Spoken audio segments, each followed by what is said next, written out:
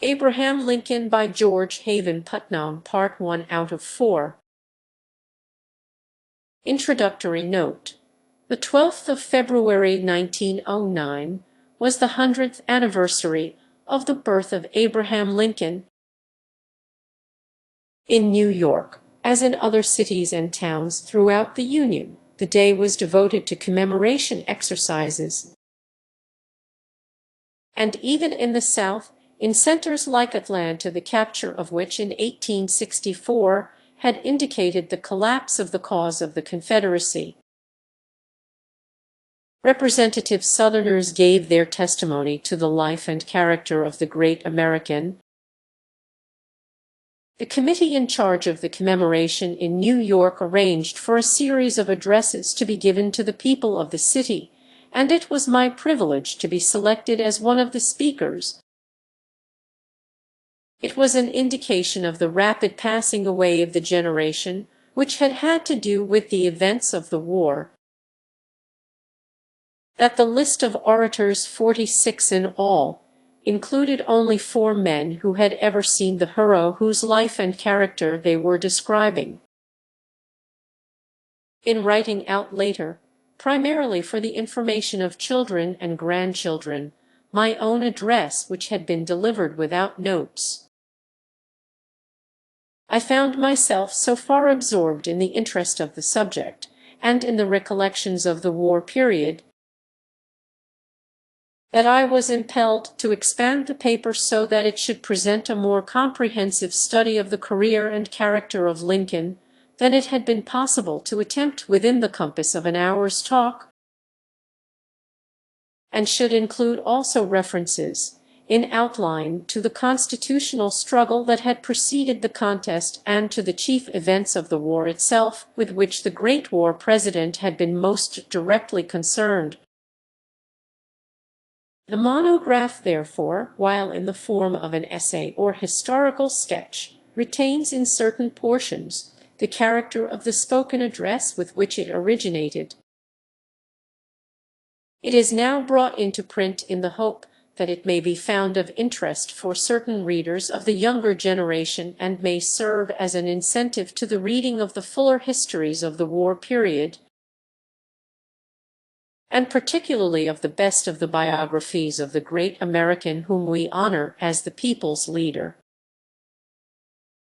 I have been fortunate enough to secure only, however, after this monograph had been put into type, a copy of the pamphlet printed in September 1860 by the Young Men's Republican Union of New York, in which is presented the text, as revised by the speaker, of the address given by Lincoln at the Cooper Institute in February, the address which made him president. This edition of the speech, prepared for use in the presidential campaign, contains a series of historical annotations by Cephas Brainerd of the New York Bar and Charles C. Knott, who later rendered further distinguished service to his country as colonel of the 176th Regiment, N.Y.S. Volunteers, and after the close of the war as Chief Justice of the Court of Claims. These young lawyers, not yet leaders of the bar, appear to have realized at once that the speech was to constitute the platform upon which the issues of the presidential election were to be contested. Not being prophets, they were of course not in a position to know that the same statements were to represent the contentions of the North upon which the Civil War was fought out. I am able to include, with the scholarly notes of the 2 lawyers, a valuable introduction to the speech, written as late as February 1908 by Judge Knott, together with certain letters which in February 1860 passed between him as the representative of the committee and Mr. Lincoln. The introduction and the letters have never before been published, and as is the case also with the material of the notes, are now in print only in the present volume. I judge, therefore, that I may be doing a service to the survivors of the generation of 1860 and also to the generations that have grown up since the war. By utilizing the occasion of the publication of my own little monograph for the reprinting of these notes in a form for permanent preservation and for reference on the part of students of the history of the Republic. G.H.P. New York, April 2, 1909. The Evolution of the Man. On the 12th of February 1909, the 100th anniversary of the birth of Abraham Lincoln, Americans gathered together throughout the entire country to honor the memory of a great American, one who may come to be accepted as the greatest of Americans. It was in every way fitting that this honor should be rendered to Abraham Lincoln, and that, on such commemoration day, his fellow citizens should not fail to bear also in honored memory the thousands of other good Americans who, like Lincoln, gave their lives for their country, and without whose loyal devotion Lincoln's leadership would have been in vain. The chief purpose, however, as I understand, of a memorial service is not so much to glorify the dead as to enlighten and inspire the living. We borrow the thought of his own Gettysburg, addressed so eloquent in its exquisite simplicity, when we say that no words of ours can add any glory to the name of Abraham Lincoln. His work is accomplished. His fame is secure. It is for us, his fellow citizens, for the older men who had personal touch with the great struggle in which Lincoln was the nation's leader, for the younger men who have grown up in the generation since the war, and for the children by whom are to be handed down through the new century the great traditions of the Republic. To secure from the life and character of our great leader incentive, illumination, and inspiration to good citizenship, in order that Lincoln and his fellow martyrs shall not have died in vain. It is possible within the limits of this paper simply to touch upon the chief events and experiences in Lincoln's life. It has been my endeavor to select those that were the most important in the forming or in the expression of his character. The term forming is, however, not adequate to indicate the development of a personality like Lincoln's. We rather think of his sturdy character as having been forged into its final form through the fiery furnace of fierce struggle, as hammered out under the blows of difficulties and disasters, and as pressed beneath the weight of the nation's burdens, until was at last produced the finely tempered nature of the man we know, the Lincoln of history, that exquisite combination of sweetness of nature and strength of character. The type is described in Schiller's Song of the Founding of the Bell.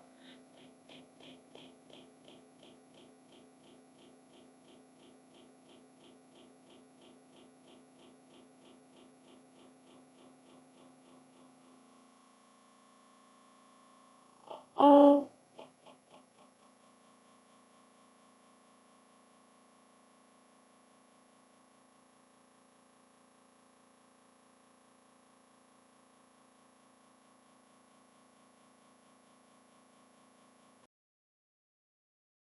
den, wo das strenge mit dem zarten, wo mildes sich an starks parten, da gibt es einen guten Klang.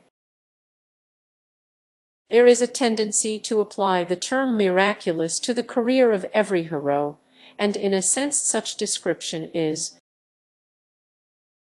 of course, true. The life of every man, however restricted its range, is something of a miracle. But the course of a single life, like that of humanity, is assuredly based on a development that proceeds from a series of causations.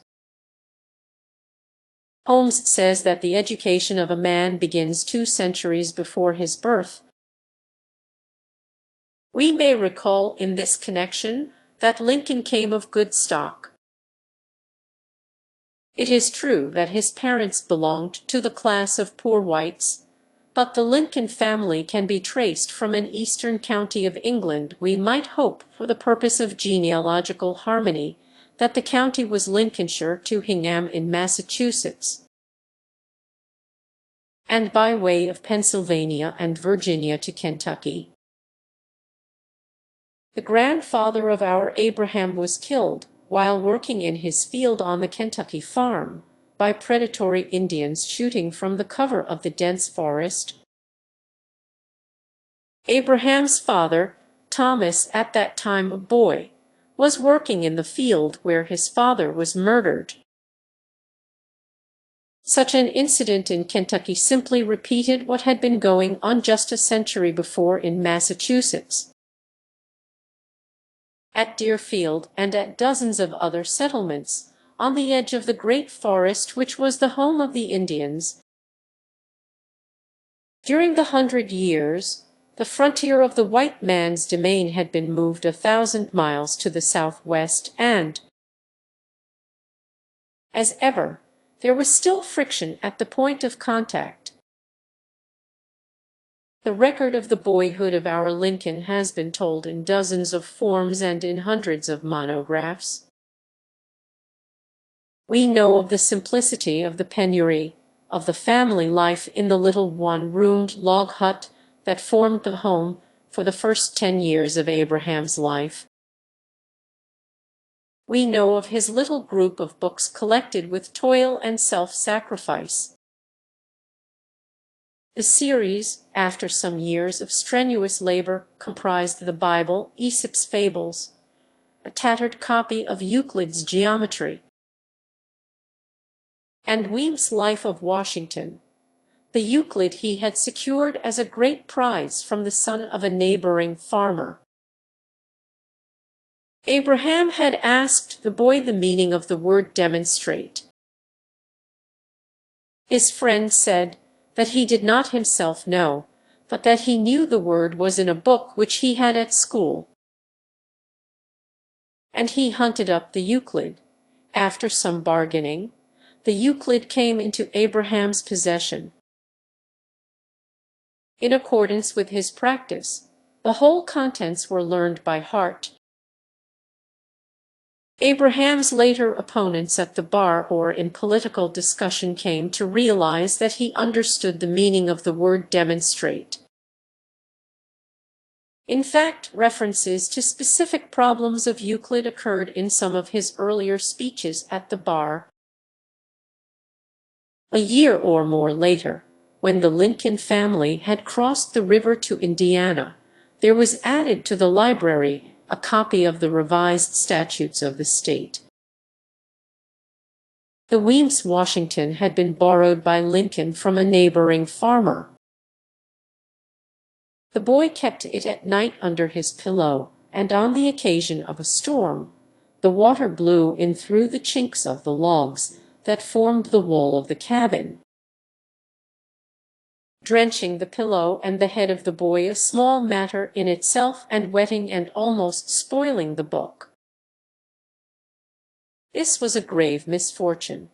Lincoln took his damaged volume to the owner and asked how he could make payment for the loss. It was arranged that the boy should put in 3 days' work shucking corn on the farm. "Will that work pay for the book, or only for the damage?" asked the boy.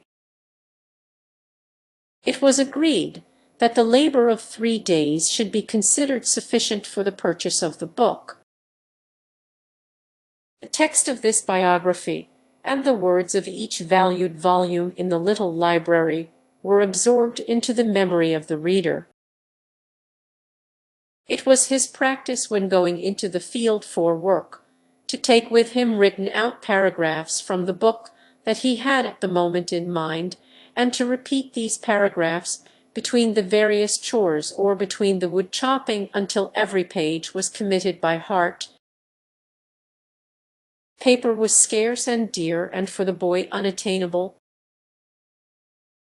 He used for his copying bits of board shaved smooth with his jackknife. This material had the advantage that when the task of one day had been mastered, a little labor with the jackknife prepared the surface of the board for the work of the next day. As I read this incident in Lincoln's boyhood, I was reminded of an experience of my own in Louisiana. It happened frequently during the campaign of 1863 that our supplies were cut off through the capture of our wagon trains by that active Confederate commander, General Taylor. More than once we were short of provisions, and in one instance a supply of stationery for which the adjutants of the brigade had been waiting was carried off to serve the needs of our opponents.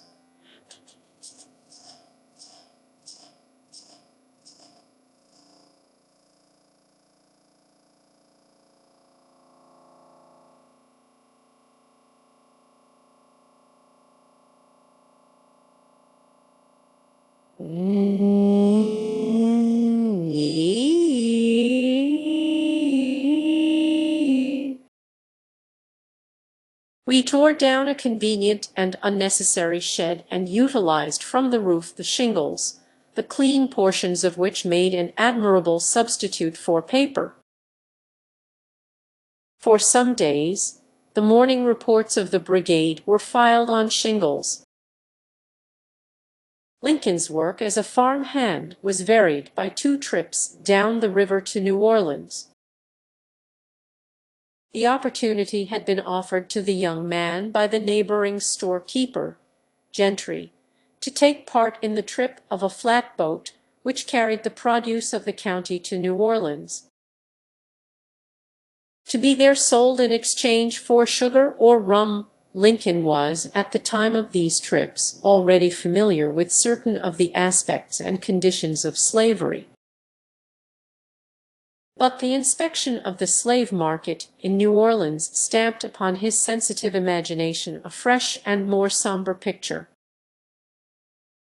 and made a lasting impression of the iniquity and horror of the institution.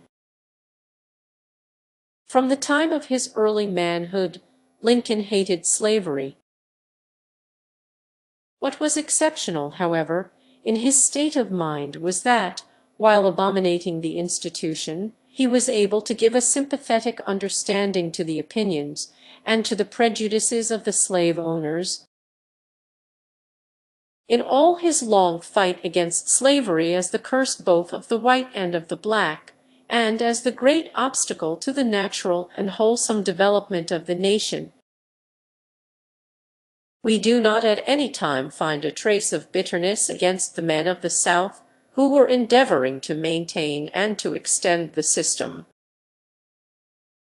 It was of essential importance for the development of Lincoln as a political leader, first for his state,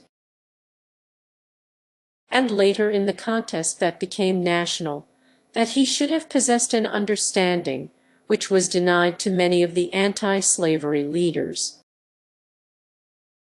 of the actual nature, character, and purpose of the men against whom he was contending. It became of larger importance when Lincoln was directing from Washington the policy of the national administration that he should have a sympathetic knowledge of the problems of the men of the border states who, with the outbreak of the war, had been placed in a position of exceptional difficulty, and that he should have secured and retained the confidence of these men.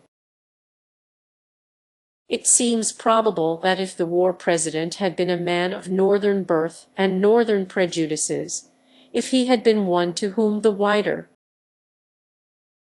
the more patient and sympathetic view of these problems had been impossible or difficult, the border states could not have been saved to the Union. It is probable that the support given to the cause of the North by the 60,000 or 70,000 loyal recruits from Missouri, Kentucky, Tennessee, Maryland, and Virginia may even have proved the deciding factor in turning the tide of events. A nation's leader for the struggle seems to have been secured through a process of natural selection, as had been the case a century earlier with Washington. We may recall that Washington died but 10 years before Lincoln was born, and from the fact that each leader was at hand when the demand came for his service. And when without such service the nation might have been pressed to destruction, we may grasp the hope that in time of need the nation will always be provided with the leader who can meet the requirement. After Lincoln returned from New Orleans, he secured employment for a time in the grocery or general store of gentry. And when he was 22 years of age, he went into business with a partner, some 20 years older than himself. In carrying on such a store, he had so impressed himself upon the confidence of his neighbors that, while he was absolutely without resources, there was no difficulty in his borrowing the money required for his share of the capital. The undertaking did not prove a success. Lincoln had no business experience and no particular business capacity, while his partner proved to be untrustworthy. The partner decamped, leaving Lincoln to close up the business and to take the responsibility for the joint indebtedness. It was 17 years before Lincoln was able, from his modest earnings as a lawyer, to clear off this indebtedness. The debt became outlawed in 6 years' time, but this could not affect Lincoln's sense of the obligation. After the failure of the business, Lincoln secured work as county surveyor.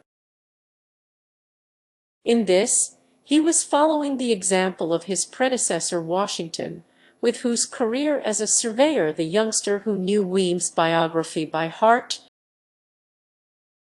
was of course familiar. His new occupation took him through the county and brought him into personal relations with a much wider circle than he had known in the village of New Salem.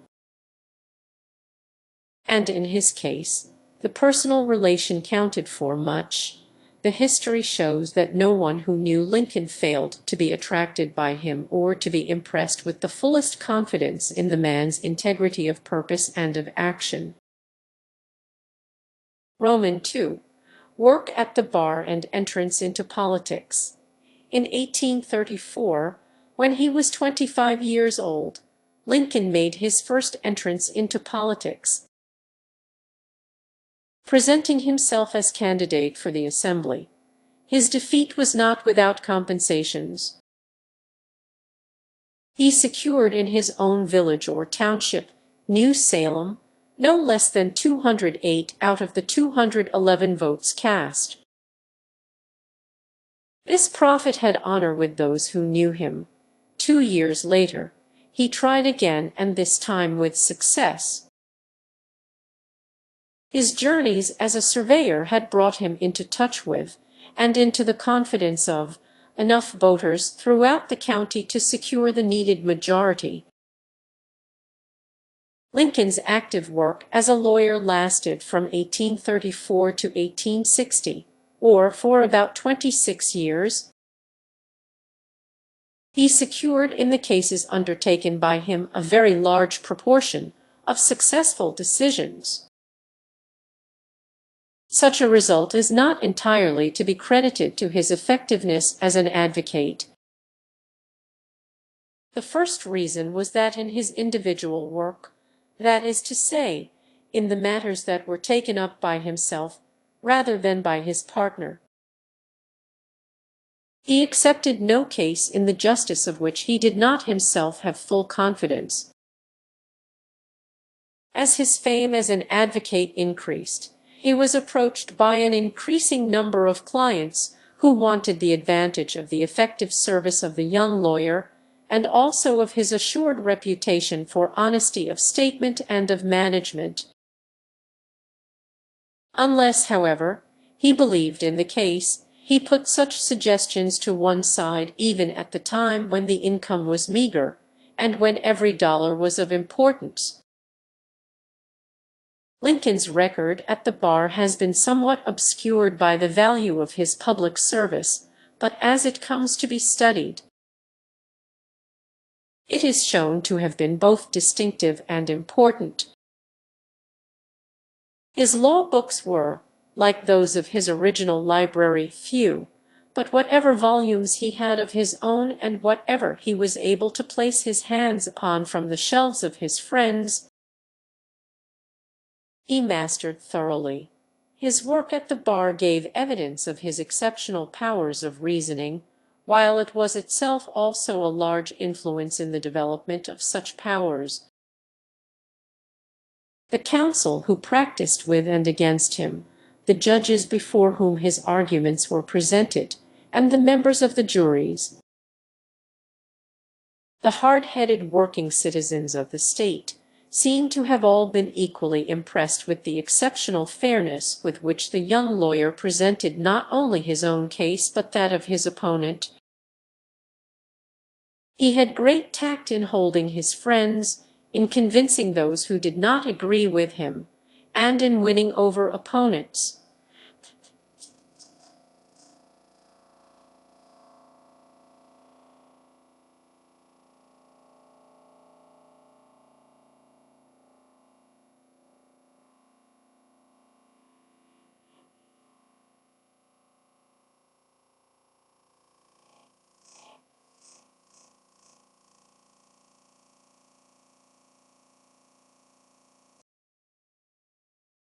But he gave no futile effort to tasks which his judgment convinced him would prove impossible. He never, says Horace Porter, citing Lincoln's words, wasted any time in trying to massage the back of a political porcupine. A man might as well, says Lincoln, undertake to throw fleas across the barnyard with a shovel. He had as a youngster won repute as a teller of dramatic stories, and those who listened to his arguments in court were expecting to have his words to the jury brightened and rendered for the moment more effective by such stories. The hearers were often disappointed in such expectation. Neither at the bar nor, it may be said here, in his later work as a political leader, did Lincoln indulge himself in the telling a story for the sake of the story, nor for the sake of the laugh to be raised by the story, nor for the momentary pleasure or possible temporary advantage of the discomfiture of the opponent.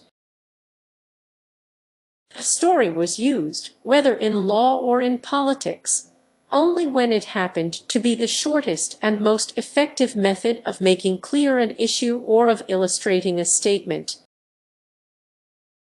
In later years, when he had upon him the terrible burdens of the great struggle, Lincoln used stories from time to time as a vent to his feelings.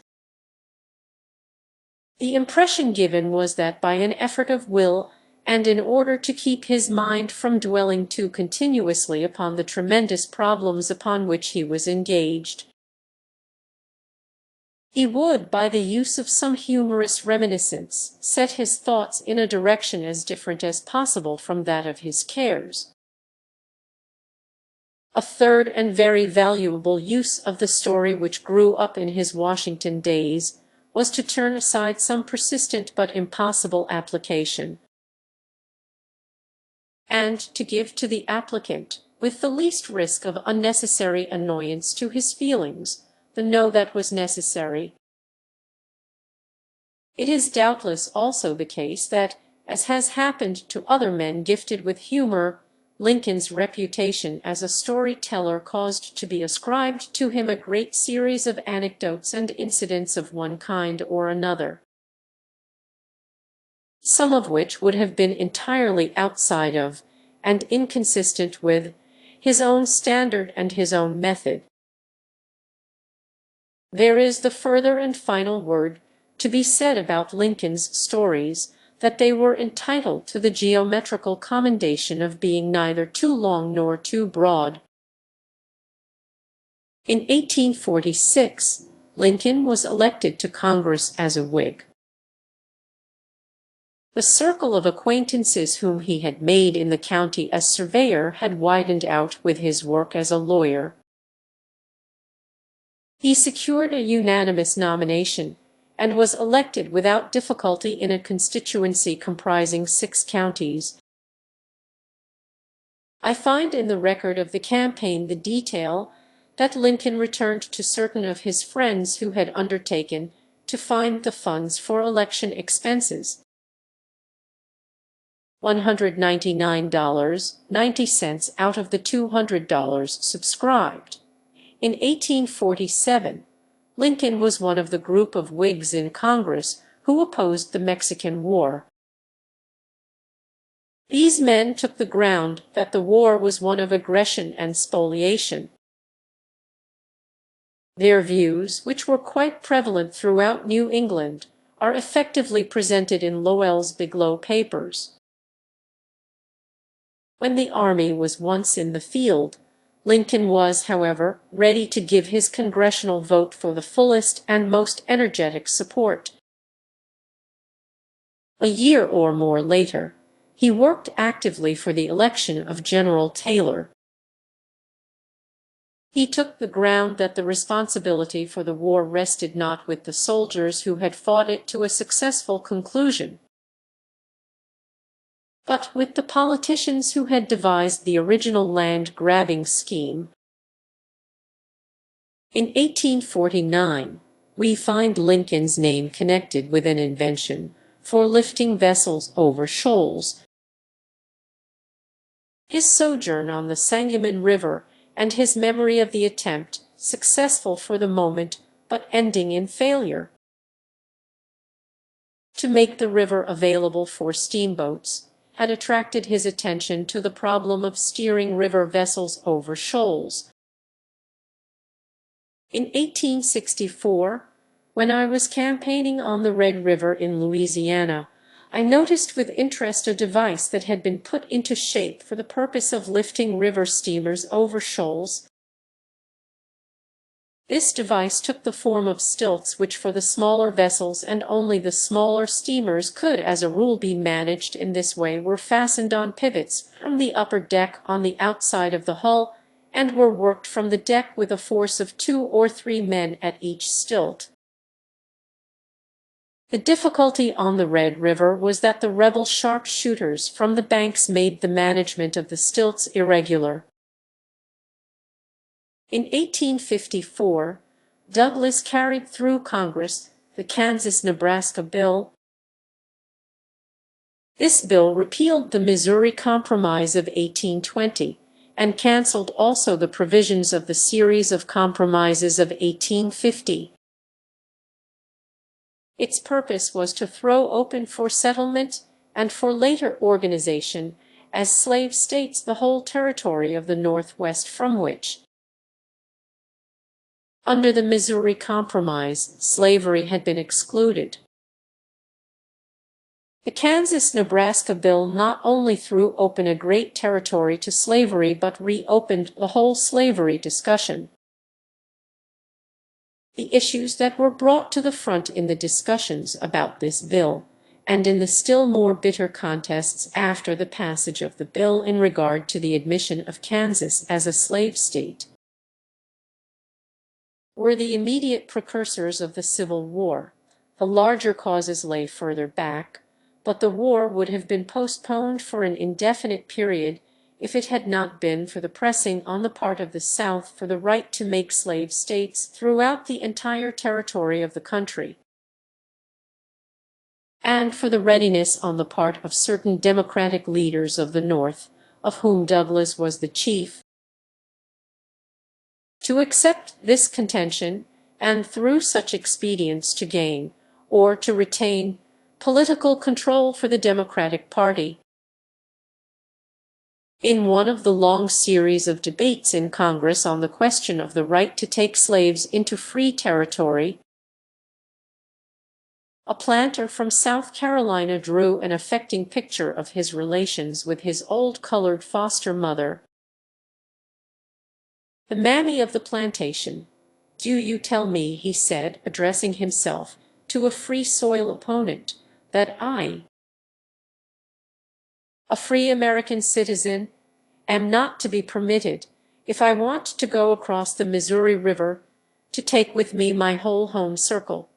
Do you say that I must leave my old mammy behind in South Carolina?" "Oh," replied the Westerner, "the trouble with you is not that you cannot take your mammy into this free territory, but that you are not to be at liberty to sell her when you get her there."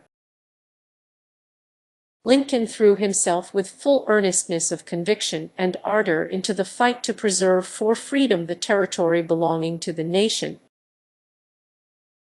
In common with the majority of the Whig Party, he held the opinion that if slavery could be restricted to the states in which it was already in existence, if no further states should be admitted into the Union with the burden of slavery, the institution must, in the course of a generation or two, die out. He was clear in his mind that slavery was an enormous evil for the whites as well as for the blacks, for the individual as for the nation. He had himself, as a young man, been brought up to do toilsome manual labor. He would not admit that there was anything in manual labor that ought to impair the respect of the community for the laborer or the worker's respect for himself. Not the least of the evils of slavery was, in his judgment, its inevitable influence in bringing degradation upon labor and the laborer. The passage of the Kansas-Nebraska Act made clear to the North that the South would accept no limitations for slavery. The position of the Southern leaders, in which they had the substantial backing of their constituents, was that slaves were property, and that the Constitution, having guaranteed the protection of property to all the citizens of the Commonwealth, a slaveholder was deprived of his constitutional rights as a citizen if his control of this portion of his property was in any way interfered with or restricted. The argument in behalf of this extreme Southern claim had been shaped most eloquently and most forcibly by John C. Calhoun during the years between 1830 and 1850. The Calhoun opinion was represented a few years later in the presidential candidacy of John C. Breckinridge. The contention of the more extreme of the Northern opponents of slavery voters, whose spokesmen were William Lloyd Garrison,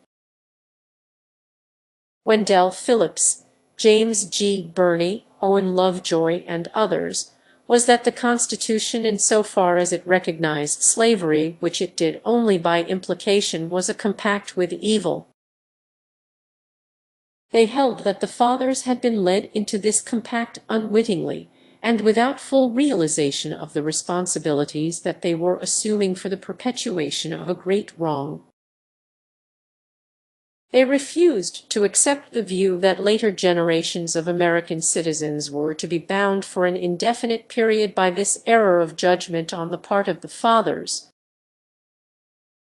They proposed to get rid of slavery as an institution incompatible with the principles on which the Republic was founded. They pointed out that under the Declaration of Independence all men had an equal right to life, liberty, and the pursuit of happiness, and that there was no limitation of this claim to men of white race. If it was not going to be possible to argue slavery out of existence, these men preferred to have the Union dissolved rather than to bring upon states like Massachusetts a share of the responsibility for the wrong done to mankind and to justice under the laws of South Carolina. The Whig Party, whose great leader, Henry Clay, had closed his life in 1852, just at the time when Lincoln was becoming prominent in politics, held that all citizens were bound by the compact entered into by their ancestors, first under the Articles of Confederation of 1783, and later under the Constitution of 1789. Our ancestors had, for the purpose of bringing about the organization of the Union, agreed to respect the institution of slavery in the states in which it existed.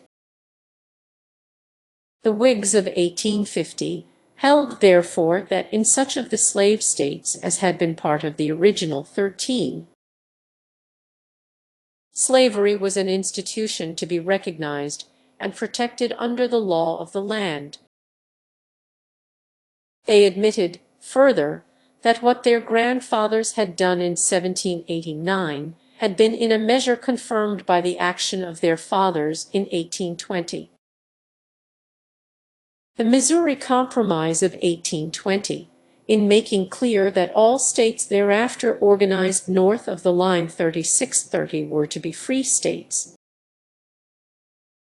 made clear also that states south of that line had the privilege of coming into the Union with the institution of slavery, and that the citizens in these newer slave states should be assured of the same recognition and rights as had been accorded to those of the original 13. The Missouri Compromise permitted also the introduction of Missouri itself into the Union as a slave state, as a counterpoise to the state of Maine admitted the same year. Although almost the entire territory of the state of Missouri was north of the latitude 36°, 30, we may recall that, under the Constitution, the states of the South, while denying the suffrage to the Negro,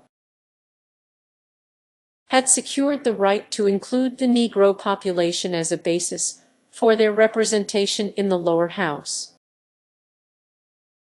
In apportioning the representatives to the population, 5 Negroes were to be counted as the equivalent of 3 white men. The passage in 1854 of the Kansas-Nebraska Act, the purpose of which was to confirm the existence of slavery and to extend the institution throughout the country, was carried in the House by 13 votes. The House contained at that time no less than 20 members representing the Negro population. The Negroes were, therefore, in this instance involuntarily made the instruments for strengthening the chains of their own serfdom. It was in 1854 that Lincoln first propounded the famous question, "Can the nation endure half slave and half free?" This question, slightly modified, became the keynote 4 years later of Lincoln's contention against the Douglas theory of squatter sovereignty. The organization of the Republican Party dates from 1856. Various claims have been made concerning the precise date and place at which were first presented the statement of principles that constituted the final platform of the party, and in regard to the men who were responsible for such statement. At a meeting held as far back as July 1854 at Jackson, Michigan, a platform was adopted by a convention which had been brought together to formulate opposition to any extension of slavery. And this Jackson platform did contain the substance of the conclusions and certain of the phrases which later were included in the Republican platform. In January 1856, Parke Godwin published in Putnam's Monthly, of which he was political editor, an article outlining the necessary constitution of the new party. This article gave a fuller expression than had thus far been made of the views of the men who were later accepted as the leaders of the Republican Party. In May 1856, Lincoln made a speech at Bloomington, Illinois, setting forth the principles for the anti-slavery campaign as they were understood by his group of Whigs. In this speech, Lincoln speaks of that perfect liberty for which our Southern fellow citizens are sighing, the liberty of making slaves of other people, and again, it is the contention of Mr. Douglas in his claim for the rights of American citizens that if a sees fit to enslave be, no other man shall have the right to object. Of this Bloomington speech, Herndon says, "It was logic, it was pathos, it was enthusiasm, it was justice, integrity, truth, and right." The words seemed to be set ablaze by the divine fires of a soul maddened by a great wrong. The utterance was hard, knotty, gnarly, backed with wrath. From this time on, Lincoln was becoming known throughout the country as one of the leaders in the new issues, able and ready to give time and service to the anti-slavery fight and to the campaign work of the Republican organization. This political service interfered to some extent with his work at the bar, but he did not permit political interests to stand in the way of any obligations that had been assumed to his clients. He simply accepted fewer cases, and to this extent reduced his very moderate earnings. In his work as a lawyer, he never showed any particular capacity for increasing income or for looking after his own business interests. It was his principle and his practice to discourage litigation. He appears, during the 25 years in which he was in active practice, to have made absolutely no enemies among his professional opponents. He enjoyed an exceptional reputation for the frankness with which he would accept the legitimate contentions of his opponents, or would even himself state their case. Judge David Davis, before whom Lincoln had occasion during these years to practice, says that the court was always prepared to accept as absolutely fair and substantially complete Lincoln's statement of the matters at issue. Davis says it occasionally happened that Lincoln would supply some consideration of importance on his opponent's side of the case that the other counsel had overlooked. It was Lincoln's principle to impress upon himself at the outset the full strength of the other man's position. It was also his principle to accept no case in the justice of which he had not been able himself to believe. He possessed also by nature an exceptional capacity for the detection of faulty reasoning, and his exercise of the power of analysis in his work at the bar proved of great service later in widening his influence as a political leader. The power that he possessed, when he was assured of the justice of his cause, of convincing court and jury, became the power of impressing his convictions upon great bodies of voters. Later, when he had upon his shoulders the leadership of the nation, he took the people into his confidence. He reasoned with them as if they were sitting as a great jury for the determination of the national policy. And he was able to impress upon them his perfect integrity of purpose and the soundness of his conclusions. Conclusions which thus became the policy of the nation. He calls himself a mast-fed lawyer, and it is true that his opportunities for reading continued to be most restricted. Davis said in regard to Lincoln's work as a lawyer, he had a magnificent equipoise of head, conscience, and heart. In non-essentials he was pliable, but on the underlying principles of truth and justice, his will was as firm as steel. We find from the record of Lincoln's work in the Assembly and later in Congress that he would never do as a representative what he was unwilling to do as an individual. His capacity for seeing the humorous side of things was, of course, but a phase of a general clearness of perception. The man who sees things clearly, who is able to recognize both sides of a matter, the man who can see all round a position. The opposite of the man in blinders, that man necessarily has a sense of humor. He is able, if occasion presents, to laugh at himself. Lincoln's capacity for absorbing and for retaining information, and for having this in readiness for use at the proper time was, as we have seen, something that went back to his boyhood. He says of himself, "My mind is something like a piece of steel.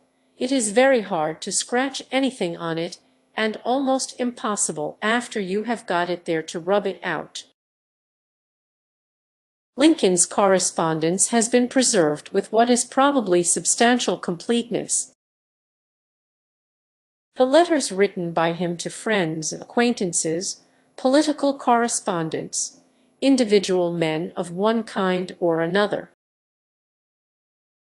have been gathered together and have been brought into print not, as is most frequently the case, under the discretion or judgment of a friendly biographer, but by a great variety of more or less sympathetic people. It would seem as if but very few of Lincoln's letters could have been mislaid or destroyed. One can but be impressed, in reading these letters, with the absolute honesty of purpose and of statement that characterizes them. There are very few men, particularly those whose active lives have been passed in a period of political struggle and civil war, whose correspondence could stand such a test. There never came to Lincoln requirement to say to his correspondent, "Burn this letter, Roman 3, the fight against the extension of slavery." In 1856, the Supreme Court, under the headship of Judge Taney, gave out the decision of the Dred Scott case. The purport of this decision was that a Negro was not to be considered as a person but as a chattel, and that the taking of such Negro chattel into free territory did not cancel or impair the property rights of the master. It appeared to the men of the North as if under this decision the entire country, including in addition to the national territories the independent states which had excluded slavery, was to be thrown open to the invasion of the institution. The Dred Scott decision, taken in connection with the repeal of the Missouri Compromise, and the two acts were doubtless a part of one thoroughly considered policy, foreshadowed as their logical and almost inevitable consequence the bringing of the entire nation under the control of slavery.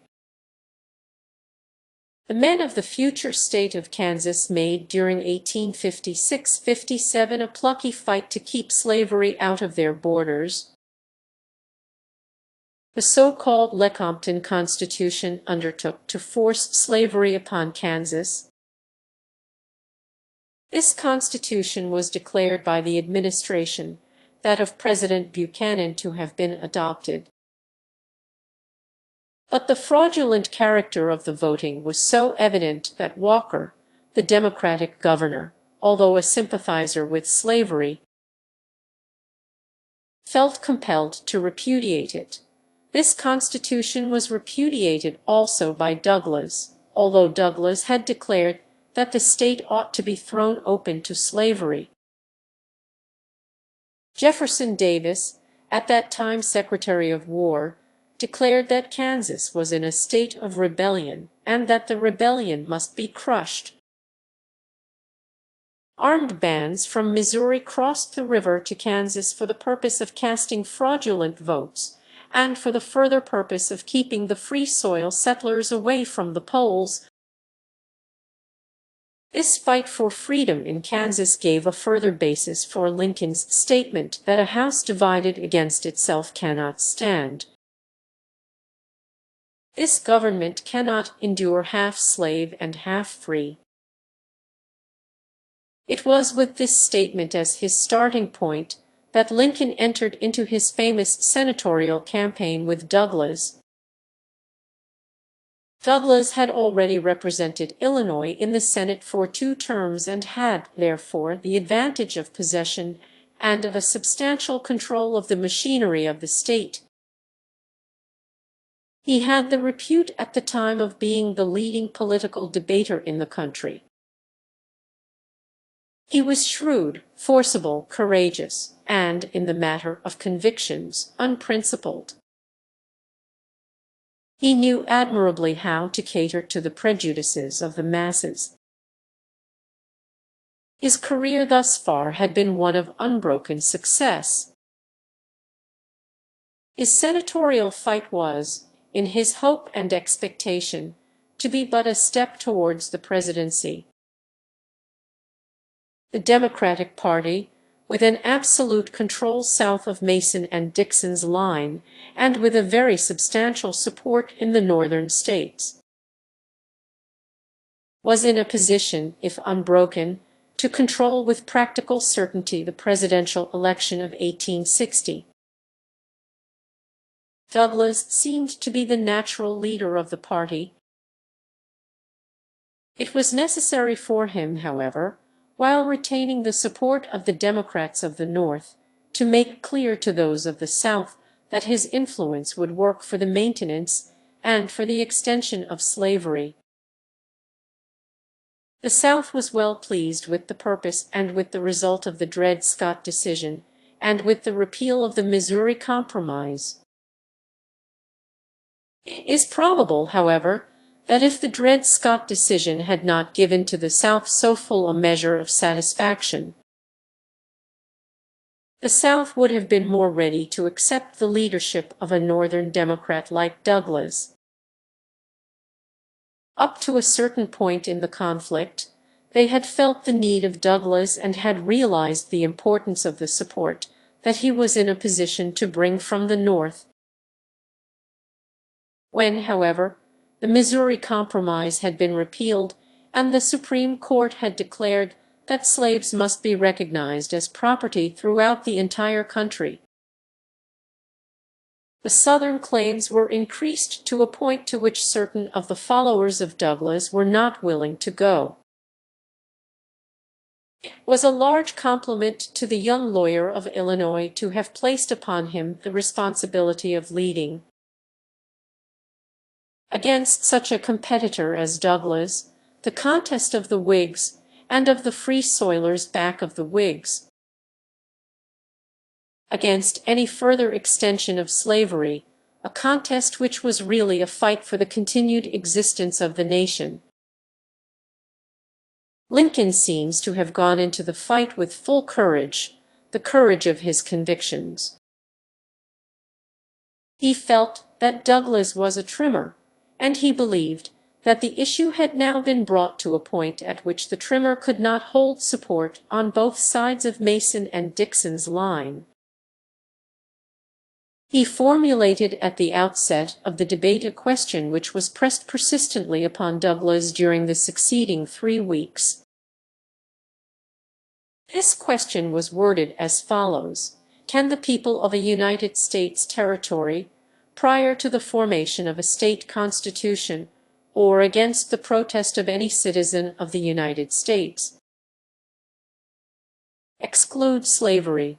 Lincoln's campaign advisers were of opinion that this question was inadvisable. They took the ground that Douglas would answer the question in such way as to secure the approval of the voters of Illinois, and that in so doing he would win the senatorship. Lincoln's response was in substance: that may be. I hold, however, that if Douglas answers this question in a way to satisfy the Democrats of the North, he will inevitably lose the support of the more extreme, at least, of the Democrats of the South.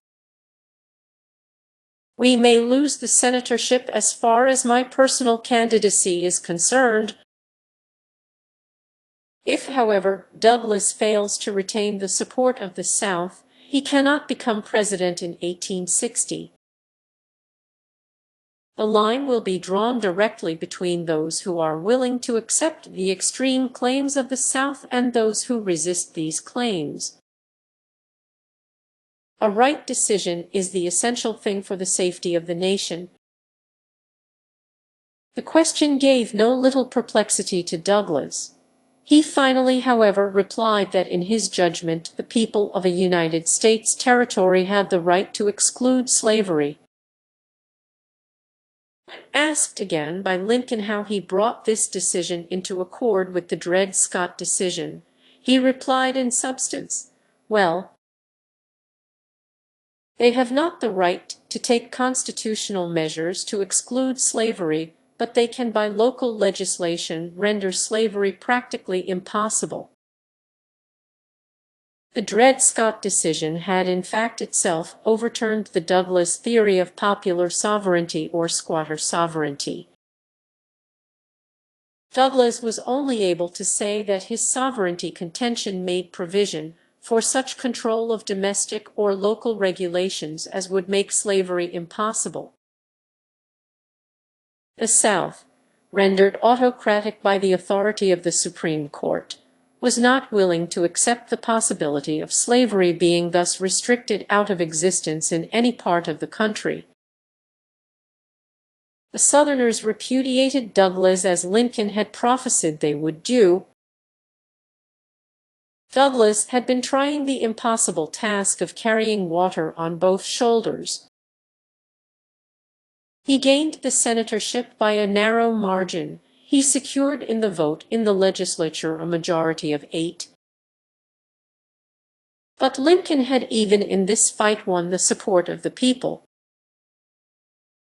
His majority on the popular vote was 4,000. The series of debates between these two leaders came to be of national importance. It was not merely a question of the representation in the Senate from the state of Illinois, but of the presentation of arguments, not only to the voters of Illinois but to citizens throughout the entire country, in behalf of the restriction of slavery on the one hand or of its indefinite expansion and protection on the other.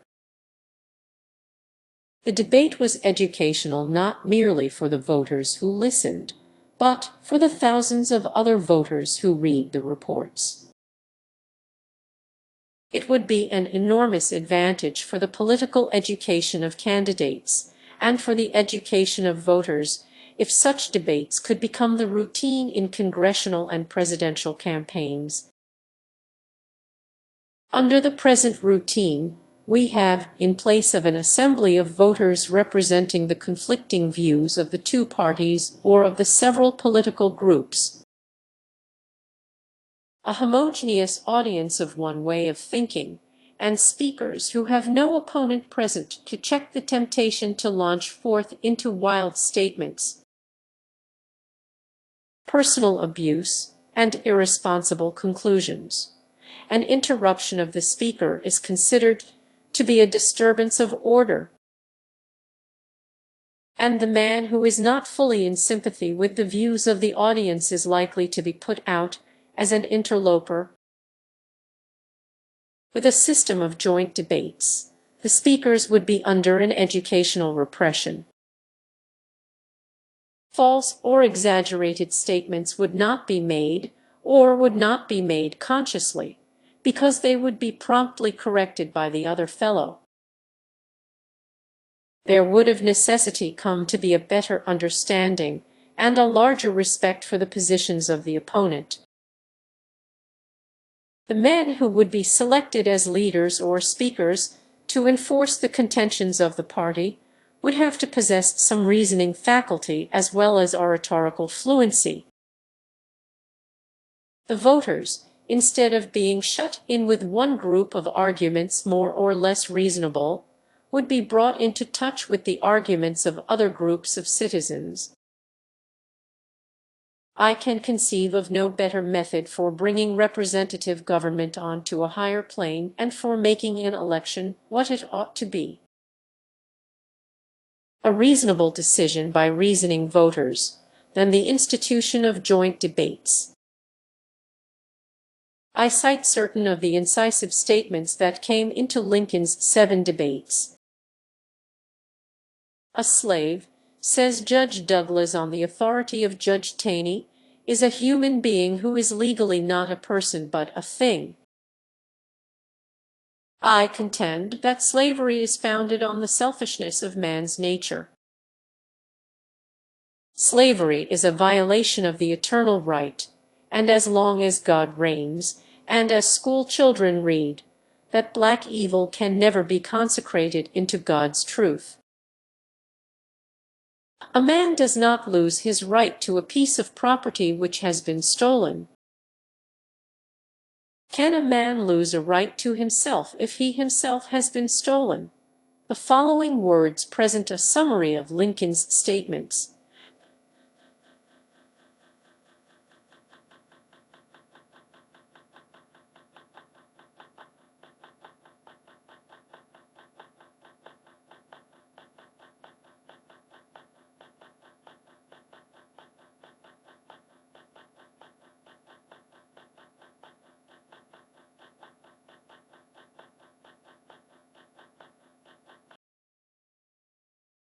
Judge Douglas contends that if any one man chooses to enslave another, no third man has a right to object. Our fathers, in accepting slavery under the Constitution as a legal institution, were of opinion, as is clearly indicated by the recorded utterances, that slavery would in the course of a few years die out. They were quite clear in their minds that the slave trade must be abolished and forever forbidden, and this decision was arrived at under the leadership of men like Jefferson, and without a protest from the South. Jefferson was himself the author of the Ordinance of 1787, which, in prohibiting the introduction of slavery, consecrated to freedom the great territory of the Northwest, and this measure was fully approved by Washington and by the other great leaders from the South.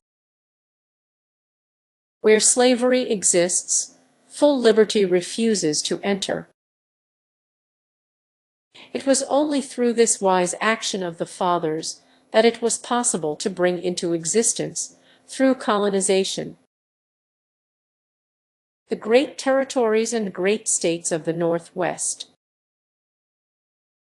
It is this settlement, and the later adjustment of 1820, that Douglas and his friends in the South are undertaking to overthrow. Slavery is not, as Judge Douglas contends, a local issue, it is a national responsibility. The repeal of the Missouri Compromise throws open not only a great new territory to the curse of slavery,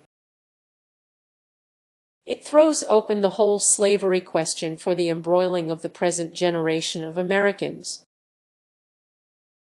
Taking slaves into free territory is the same thing as reviving the slave trade. It perpetuates and develops interstate slave trade. Government derives its just powers from the consent of the governed. The fathers did not claim that the right of the people to govern Negroes was the right of the people to govern themselves. The policy of Judge Douglas was based on the theory that the people did not care, but the people did care, as was evinced 2 years later by the popular vote for president throughout the North. One of those who heard these debates says, "Lincoln loved truth for its own sake. He had a deep, true, living conscience. Honesty was his polar star. He never acted for stage effect. He was cool, spirited, reflective, self-possessed, and self-reliant. His style was clear, terse, compact. He became tremendous in the directness of his utterance when, as his soul was inspired with the thought of human right and divine justice, he rose to impassioned eloquence, and at such times he was, in my judgment, unsurpassed by Clay or by Murray Bow. As the debates progressed, it was increasingly evident that Douglas found himself hard pushed. Lincoln would not allow himself to be swerved from the main issue by any tergiversation or personal attacks. He insisted from day to day in bringing Douglas back to this issue. What do you, Douglas, propose to do about slavery in the territories? Is it your final judgment that there is to be no further reservation of free territory in this country? Do you believe that it is for the advantage of this country to put no restriction to the extension of slavery? Douglas wriggled and squirmed under this direct questioning, and his final replies gave satisfaction neither to the Northern Democrats nor to those of the South. The issue upon which the presidential contest of 1860 was to be fought out had been fairly stated. It was the same issue under which, in 1861, the fighting took the form of civil war. It was the issue that took 4 years to fight out, and that was finally decided in favor of the continued existence of the nation as a free state. In this fight Lincoln was not only, as the contest was finally shaped, the original leader. He was the final leader, and at the time of his death the great question had been decided forever. Horace White, in summing up the issues that were fought out in debate between Lincoln and Douglas, says,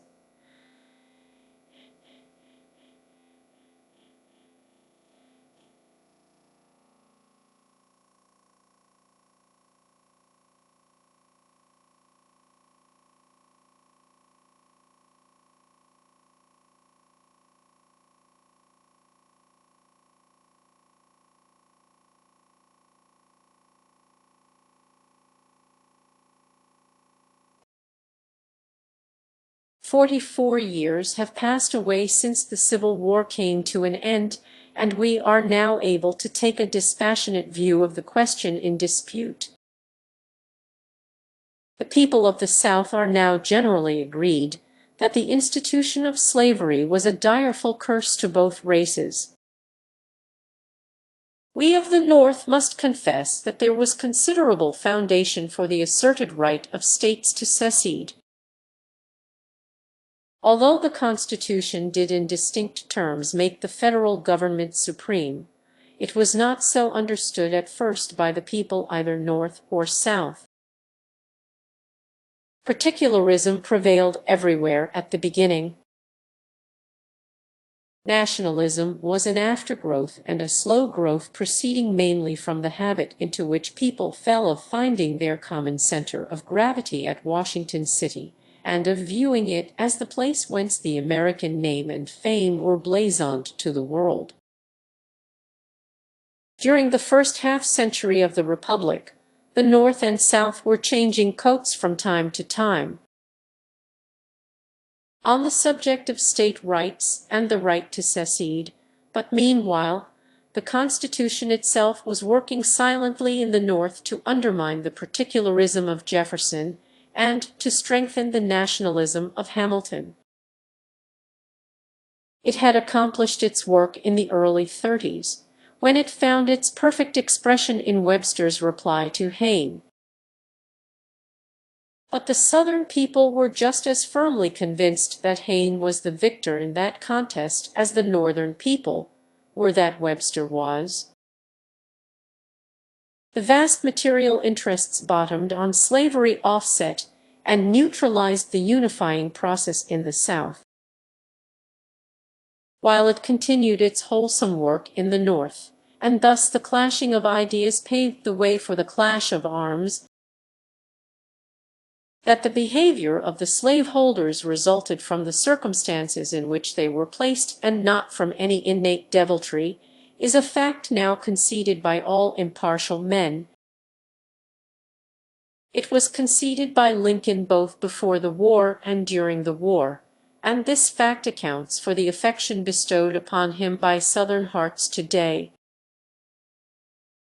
Lincoln carried into politics the same standard of consistency of action that had characterized his work at the bar. He writes in 1859 to a correspondent whom he was directing to further the organization of the new party, "Do not, in order to secure recruits, lower the standard of the Republican Party." The true problem for 1860 is to fight to prevent slavery from becoming national. We must, however, recognize its constitutional right to exist in the states in which its existence was recognized under the original Constitution. This position was unsatisfactory to the Whigs of the border states, who favored a continuing division between slave states and free states of the territory yet to be organized into states. It was also unsatisfactory to the extreme anti-slavery Whigs of the new organization, who insisted upon throttling slavery wherever it existed. It is probable that the raid made by John Brown in 1859 into Virginia for the purpose of rousing the slaves to fight for their own liberty had some immediate influence in checking the activity of the more extreme anti-slavery group and in strengthening the conservative side of the new organization. Lincoln disapproved entirely of the purpose of Brown and his associates, while ready to give due respect to the idealistic courage of the man. In February 1860, Lincoln was invited by certain of the Republican leaders in New York to deliver one of a series of addresses which had been planned to make clear to the voters the purposes and the foundations of the new party. His name had become known to the Republicans of the East through the debates with Douglas. It was recognized that Lincoln had taken the highest ground in regard to the principles of the new party, and that his counsels should prove of practical service in the shaping of the policy of the presidential campaign. It was believed also that his influence would be of value in securing voters in the Middle West. The committee of invitation included, in addition to a group of the old Whigs of whom my father was one, Representative Free Soil Democrats like William C. Bryant and John King. Lincoln's methods as a political leader and orator were known to one or two men on the committee, but his name was still unfamiliar to an Eastern audience. It was understood that the new leader from the West was going to talk to New York about the fight against slavery. It is probable that at least the larger part of the audience expected something wild and woolly. The West at that time seemed very far off from New York, and was still but little understood by the Eastern communities. New Yorkers found it difficult to believe that a man who could influence Western audiences could have anything to say that would count with the cultivated citizens of the East. The more optimistic of the hearers were hoping, however, that perhaps a new Henry Clay had arisen and were looking for utterances of the ornate and grandiloquent kind, such as they had heard frequently from Clay and from other statesmen of the South. The first impression of the man from the West did nothing to contradict the expectation of something weird, rough, and uncultivated. The long, ungainly figure upon which hung clothes that, while new for this trip, were evidently the work of an unskilful tailor, the large feet, the clumsy hands of which, at the outset, at least, The orator seemed to be unduly conscious, the long, gaunt head capped by a shock of hair that seemed not to have been thoroughly brushed out, made a picture which did not fit in with New York's conception of a finished statesman. The first utterance of the voice was not pleasant to the ear, the tone being harsh and the key too high. As the speech progressed, however, the speaker seemed to get into control of himself. The voice gained a natural and impressive modulation. The gestures were dignified and appropriate, and the hearers came under the influence of the earnest look from the deeply set eyes and of the absolute integrity of purpose and of devotion to principle which were behind the thought and the words of the speaker. In place of a wild and woolly talk, illumined by more or less incongruous anecdotes, in place of a high-strung exhortation of general principles or of a fierce protest against Southern arrogance, the New Yorkers had presented to them a calm but forcible series of well-reasoned considerations upon which their action as citizens was to be based. It was evident that the man from the West understood thoroughly the constitutional history of the country. He had mastered the issues that had grown up about the slavery question. He knew thoroughly and was prepared to respect the rights of his political opponents. He knew with equal thoroughness the rights of the men whose views he was helping to shape, and he insisted that there should be no wavering or weakening in regard to the enforcement of those rights. He made it clear that the continued existence of the nation depended upon having these issues equitably adjusted, and he held that the equitable adjustment meant the restriction of slavery within its present boundaries. He maintained that such restrictions were just and necessary as well for the sake of fairness to the blacks as for the final welfare of the whites. He insisted that the voters in the present states in the Union had upon them the largest possible measure of responsibility in so controlling the great domain of the Republic that the states of the future,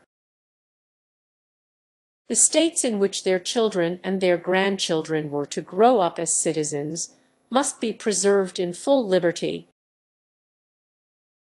must be protected against any invasion of an institution which represented barbarity. He maintained that such a contention could interfere in no way with the due recognition of the legitimate property rights of the present owners of slaves. He pointed out to the New Englander of the anti-slavery group that the restriction of slavery meant its early extermination. He insisted that war for the purpose of exterminating slavery from existing slave territory could not be justified. He was prepared, for the purpose of defending against slavery the national territory that was still free, to take the risk of the war which the South threatened, because he believed that only through such defense could the existence of the nation be maintained. And he believed, further, that the maintenance of the great republic was essential, not only for the interests of its own citizens, but for the interests of free government throughout the world. He spoke with full sympathy of the difficulties and problems resting upon the South, and he insisted that the matters at issue could be adjusted only with a fair recognition of these difficulties. Aggression from either side of Mason and Dixon's line must be withstood. I was but a boy when I first looked upon the gaunt figure of the man who was to become the people's leader, and listened to his calm but forcible arguments in behalf of the principles of the Republican Party.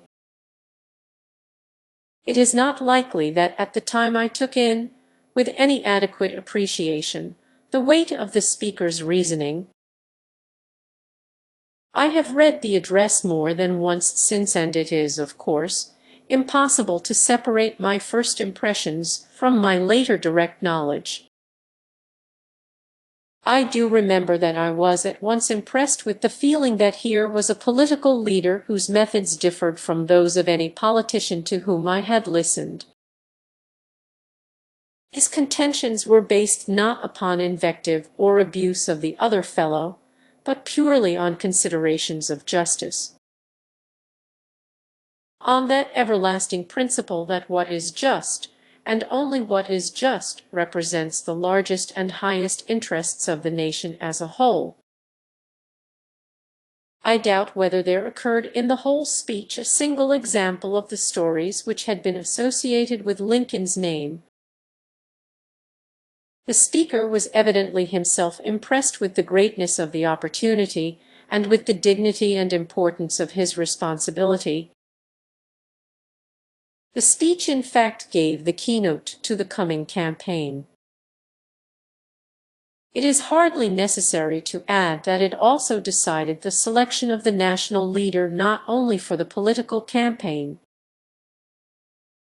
but through the coming struggle. If it had not been for the impression made upon New York and the East generally by Lincoln's speech and by the man himself, the vote of New York could not have been secured in the May Convention for the nomination of the man from Illinois. Robert Lincoln, writing to me in July 1908, says, "After my father's address in New York in February 1860, he made a trip to New England in order to visit me at Exeter, N.H., where I was then a student in the Phillips Academy. It had not been his plan to do any speaking in New England, but, as a result of the address in New York, he received several requests from New England friends for speeches, and I find that before returning to the West, he spoke at the following places: Providence, R.I., Manchester, N.H., Exeter, N.H., Dover, N.H., Concord, N.H., Hartford, Conn, Meriden, Conn, New Haven, Conn, Woonsocket, R.I., Norwalk, Conn, and Bridgeport, Conn. I am quite sure that coming and going he passed through Boston merely as an unknown traveler." Mr. Lincoln writes to his wife from Exeter, N.H., March 4, 1860, as follows: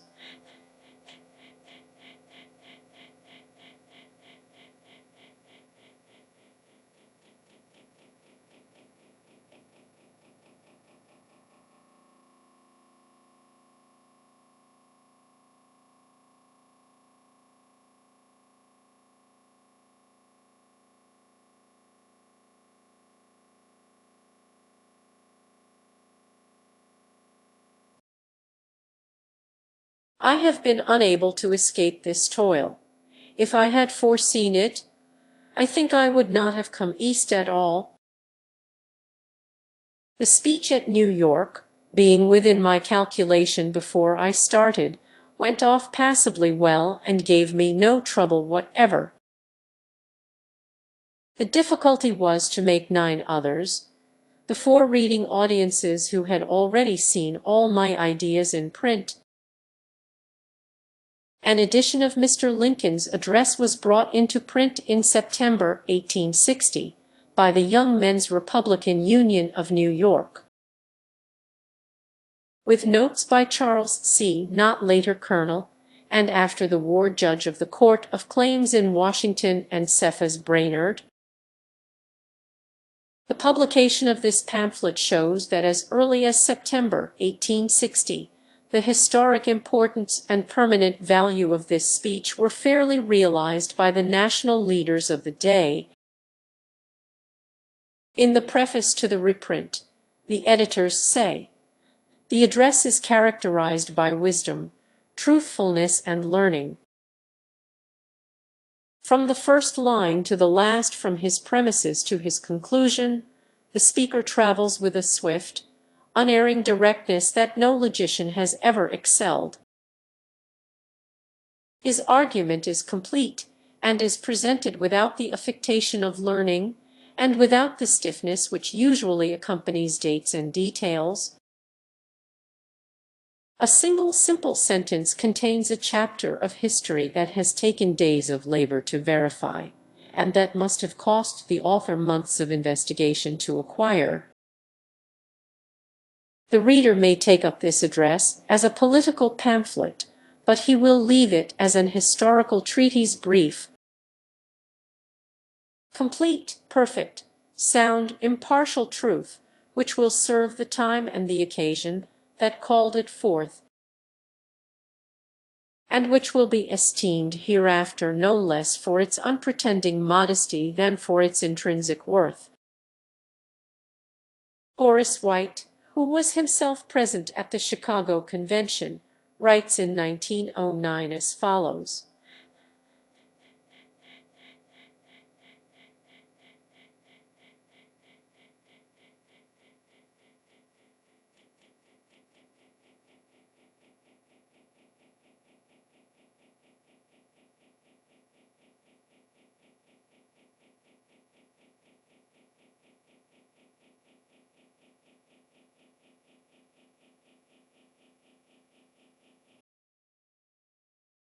to anybody looking back at the Republican National Convention of 1860, it must be plain that there were only two men who had any chance of being nominated for president.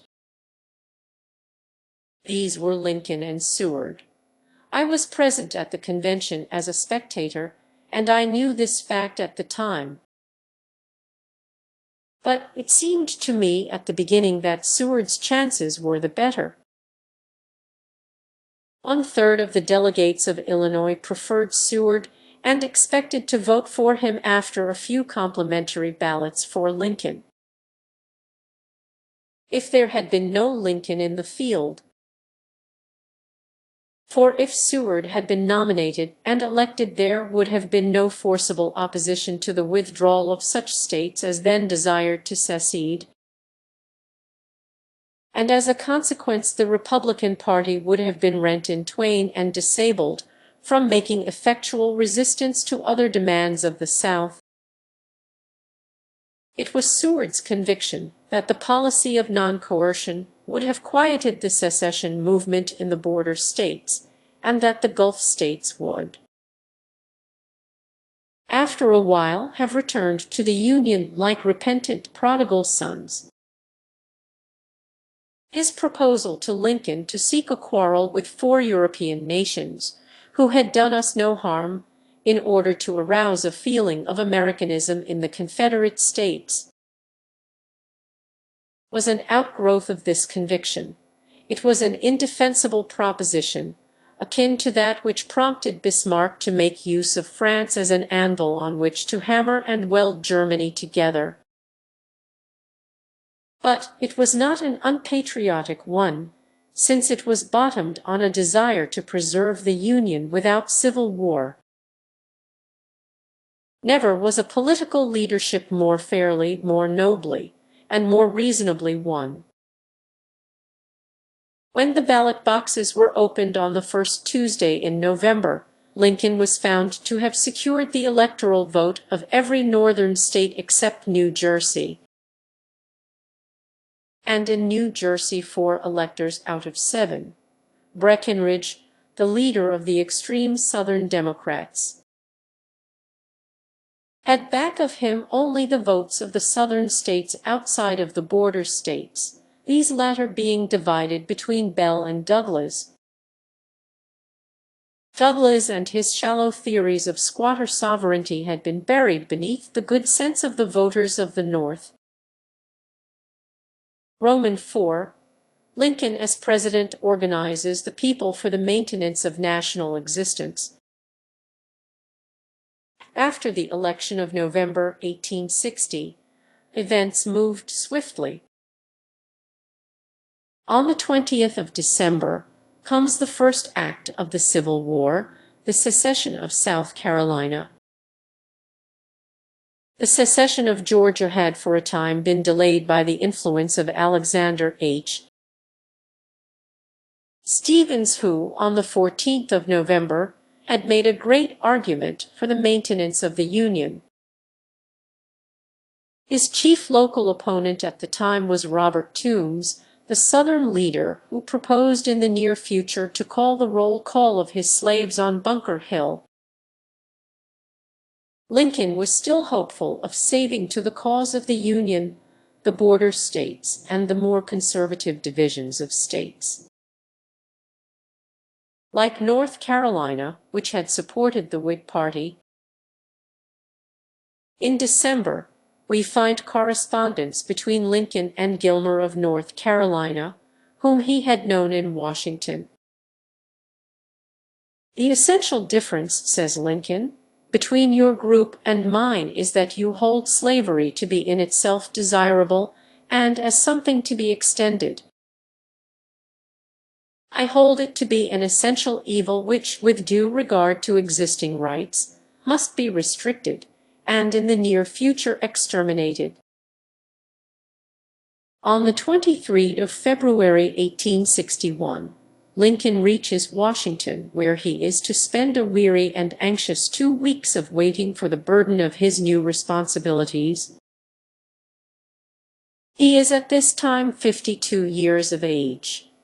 In one of his brief addresses on the way to Washington he says, "It is but little to a man of my age, but a great deal to 30 millions of the citizens of the United States, and to posterity in all coming time, if the union of the states and the liberties of the people are to be lost. If the majority is not to rule, who would be the judge of the issue, or where is such judge to be found? It is difficult to imagine a more exasperating condition of affairs than obtained in Washington while Lincoln was awaiting the day of inauguration. The government appeared to be crumbling away under the nerveless direction, or lack of direction, of President Buchanan and his associates. In his last message to Congress, Buchanan had taken the ground that the Constitution made no provision for the secession of states or for the breaking up of the Union, but that it also failed to contain any provision for measures that could prevent such secession and the consequent destruction of the nation. The old gentleman appeared to be entirely unnerved by the pressure of events. He could not see any duty before him. He certainly failed to realize that the more immediate cause of the storm was the breaking down, through the repeal of the Missouri Compromise, of the barriers that had in 1820 and in 1850 been placed against the extension of slavery. He evidently failed to understand that it was his own action in backing up the infamous Lecompton Constitution and the invasion of Kansas by the slave owners, which had finally aroused the spirit of the North, and further that it was the influence of his administration which had given to the South the belief that it was now in a position to control for slavery the whole territory of the Republic. It has before now been pointed out that, under certain contingencies, the long interval between the national election and the inaugural of the new president from the first Tuesday in November until the 4th day of March must, in not a few instances, bring inconvenience, disadvantage, and difficulty not only to the new administration but to the nation. These months in which the members of an administration which had practically committed itself to the cause of disintegration were left in charge of the resources of the nation gave a most serious example and evidence of such disadvantage. This historic instance ought to have been utilized immediately after the war as an influence for bringing about a change in the date for bringing into power the administration that has been chosen in November. By the time when Lincoln and the members of his cabinet had placed in their hands the responsibilities of administration, the resources at the disposal of the government had, as far as practicable, been scattered or rendered unavailable. The Secretary of the Navy, a Southerner, had taken pains to send to the farthest waters of the Pacific as many as possible of the vessels of the American fleet.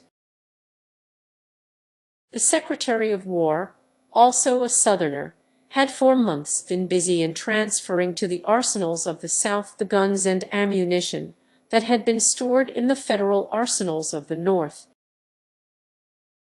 The Secretary of the Treasury had had no difficulty in disposing of government funds in one direction or another so that there was practically no balance to hand over to his successor available for the most immediate necessities of the new administration.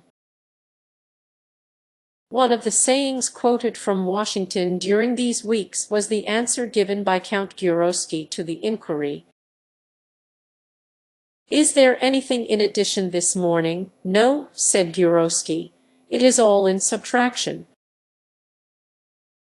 By the day of the Inaugural, the secession of 7 states was an accomplished fact, and the government of the Confederacy had already been organized in Montgomery. Alexander H. Stephens had so far modified his original position that he had accepted the post of vice president and in his own inaugural address had used the phrase, "Slavery is the cornerstone of our new nation," a phrase that was to make much mischief in Europe for the hopes of the new Confederacy. In the first inaugural, one of the great addresses in a noteworthy series, Lincoln presented to the attention of the leaders of the South certain very trenchant arguments against the wisdom of their course. He says of secession for the purpose of preserving the institution of slavery, "You complain that under the government of the United States your slaves have from time to time escaped across your borders and have not been returned to you. Their value as property has been lessened by the fact that adjoining your slave states were certain states inhabited by people who did not believe in your institution. How is this condition going to be changed by war even under the assumption that the war may be successful in securing your independence? Your slave territory will still adjoin territory inhabited by free men who are inimical to your institution. But these men will no longer be bound by any of the restrictions which have obtained under the Constitution. They will not have to give consideration to the rights of slave owners who are fellow citizens. Your slaves will escape as before, and you will have no measure of redress. Your indignation may produce further wars, but the wars can but have the same result until finally, after indefinite loss of life and of resources, the institution will have been hammered out of existence by the inevitable conditions of existing civilization." Lincoln points out further in this same address the difference between his responsibilities and those of the Southern leaders who are organizing for war. "You," he says, "have no oath registered in heaven to destroy this government, while I have the most solemn oath to preserve, direct, and defend it." It was not necessary, says Lincoln, for the Constitution to contain any provision expressly forbidding the disintegration of the state. Perpetuity and the right to maintain self-existence will be considered as a fundamental law of all national government. If the theory be accepted that the United States was an association or federation of communities, the creation or continued existence of such federation must rest upon contract, and before such contract can be rescinded, the consent is required of both or of all of the parties assenting to it. He closes with the famous invocation to the fellow Americans of the South against whom throughout the whole message there had not been one word of bitterness or rancor. We are not enemies but friends. We must not be enemies. Though passion may have strained our relations, it must not break our bonds of affection. It was, however, too late for argument and too late for invocations of friendship. The issue had been forced by the South and the war for which the leaders of the South had for months, if not for years. In making preparation was now to be begun by Southern action. It remained to make clear to the North, where the people up to the last moment had been unwilling to believe in the possibility of civil war, that the nation could be preserved only by fighting for its existence. It remained to organize the men of the North into armies which should be competent to carry out this tremendous task of maintaining the nation's existence. It was just after the great Inaugural, and when his head must have been full of cares and his hands of work, that Lincoln took time to write a touching little note that I find in his correspondence. It was addressed to a boy who had evidently spoken with natural pride of having met the President and whose word had been questioned. The White House, March 18, 1861. I did see and talk in May last at Springfield, Illinois, with Master George Edward Patton. With the beginning of the work of the administration came trouble with the members of the cabinet. The several secretaries were, in form at least, the choice of the President, but as must always be the case in the shaping of a cabinet, and as was particularly necessary at a time when it was of first importance to bring into harmonious relations all of the political groups of the North which were prepared to be loyal to the government.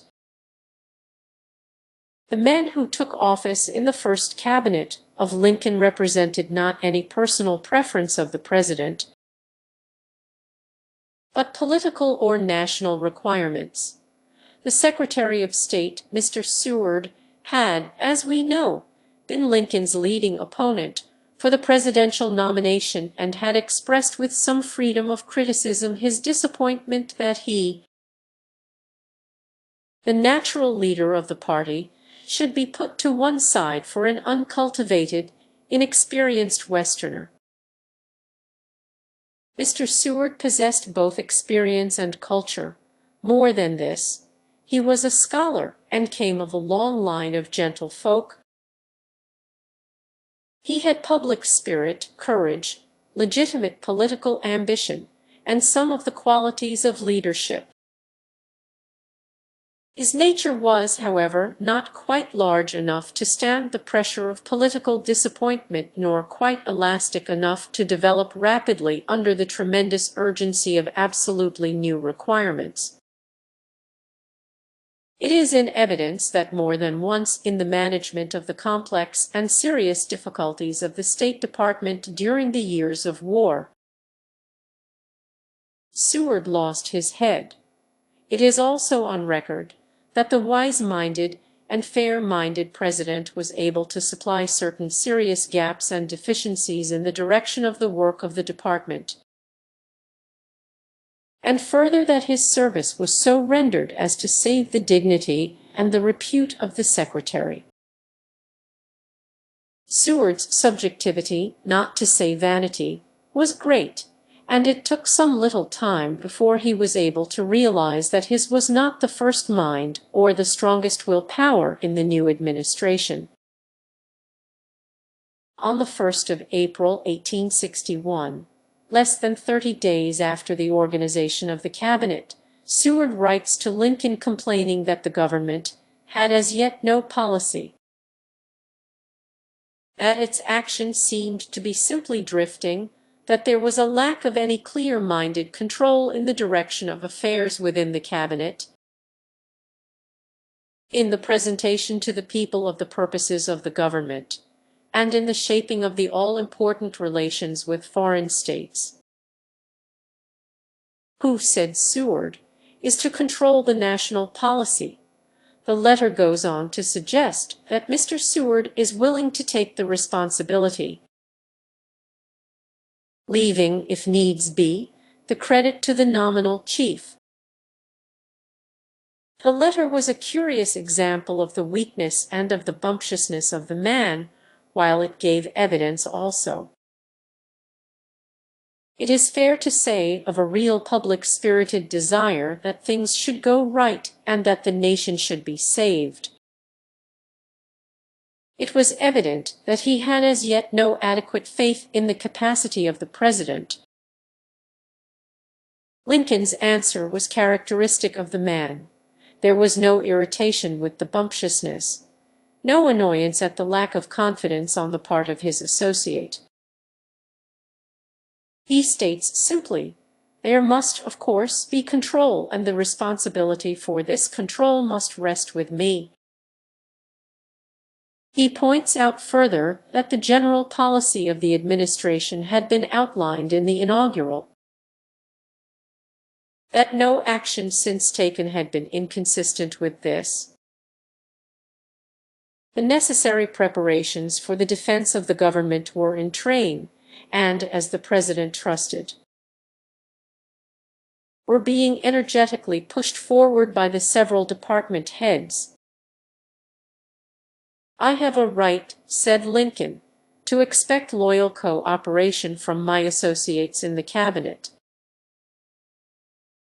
I need their counsel, and the nation needs the best service that can be secured from our united wisdom.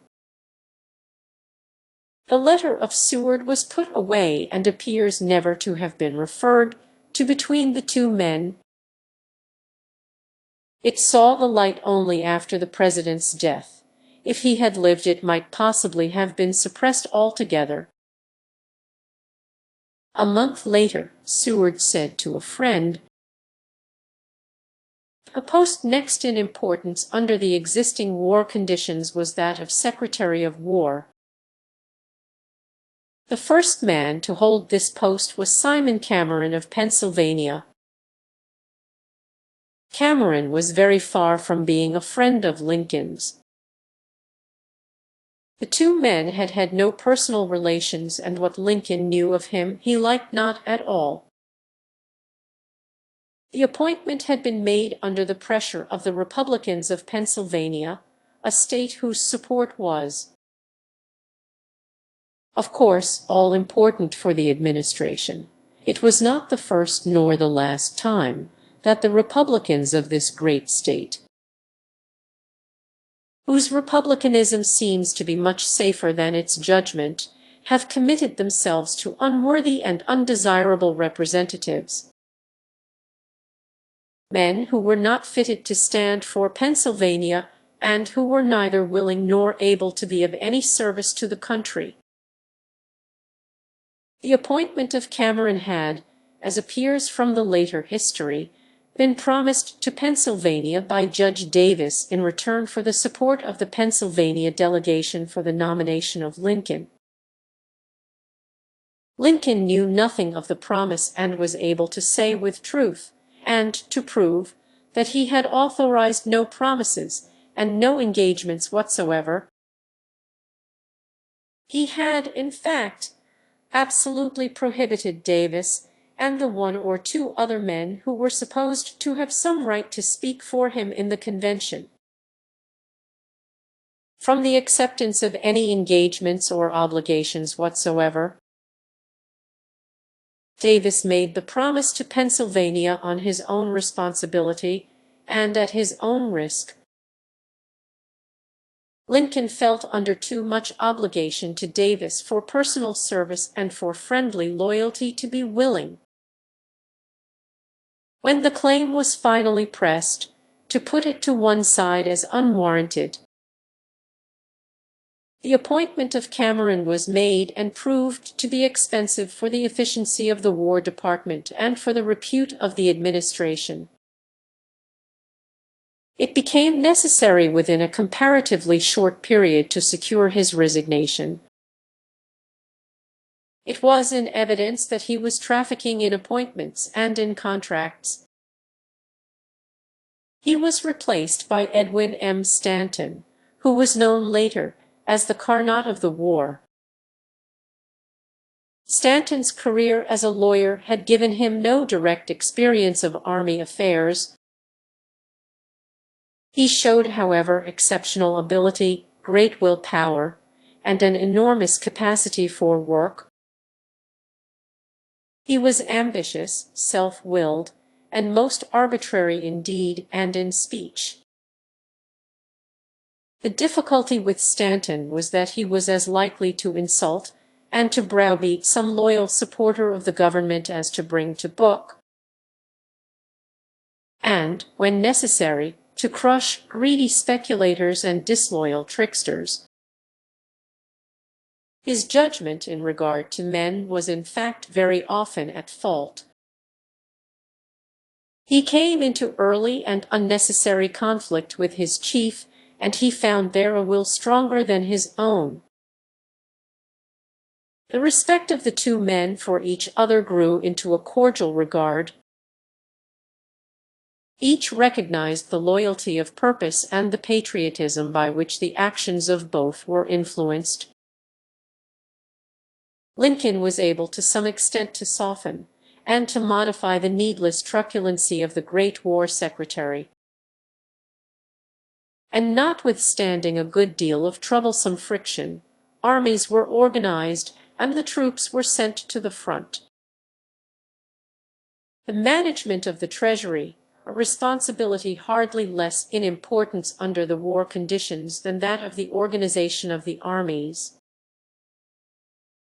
was placed in the hands of Senator Chase. He received from his precursor an empty treasury, while from the administration came demands for immediate and rapidly increasing weekly supplies of funds.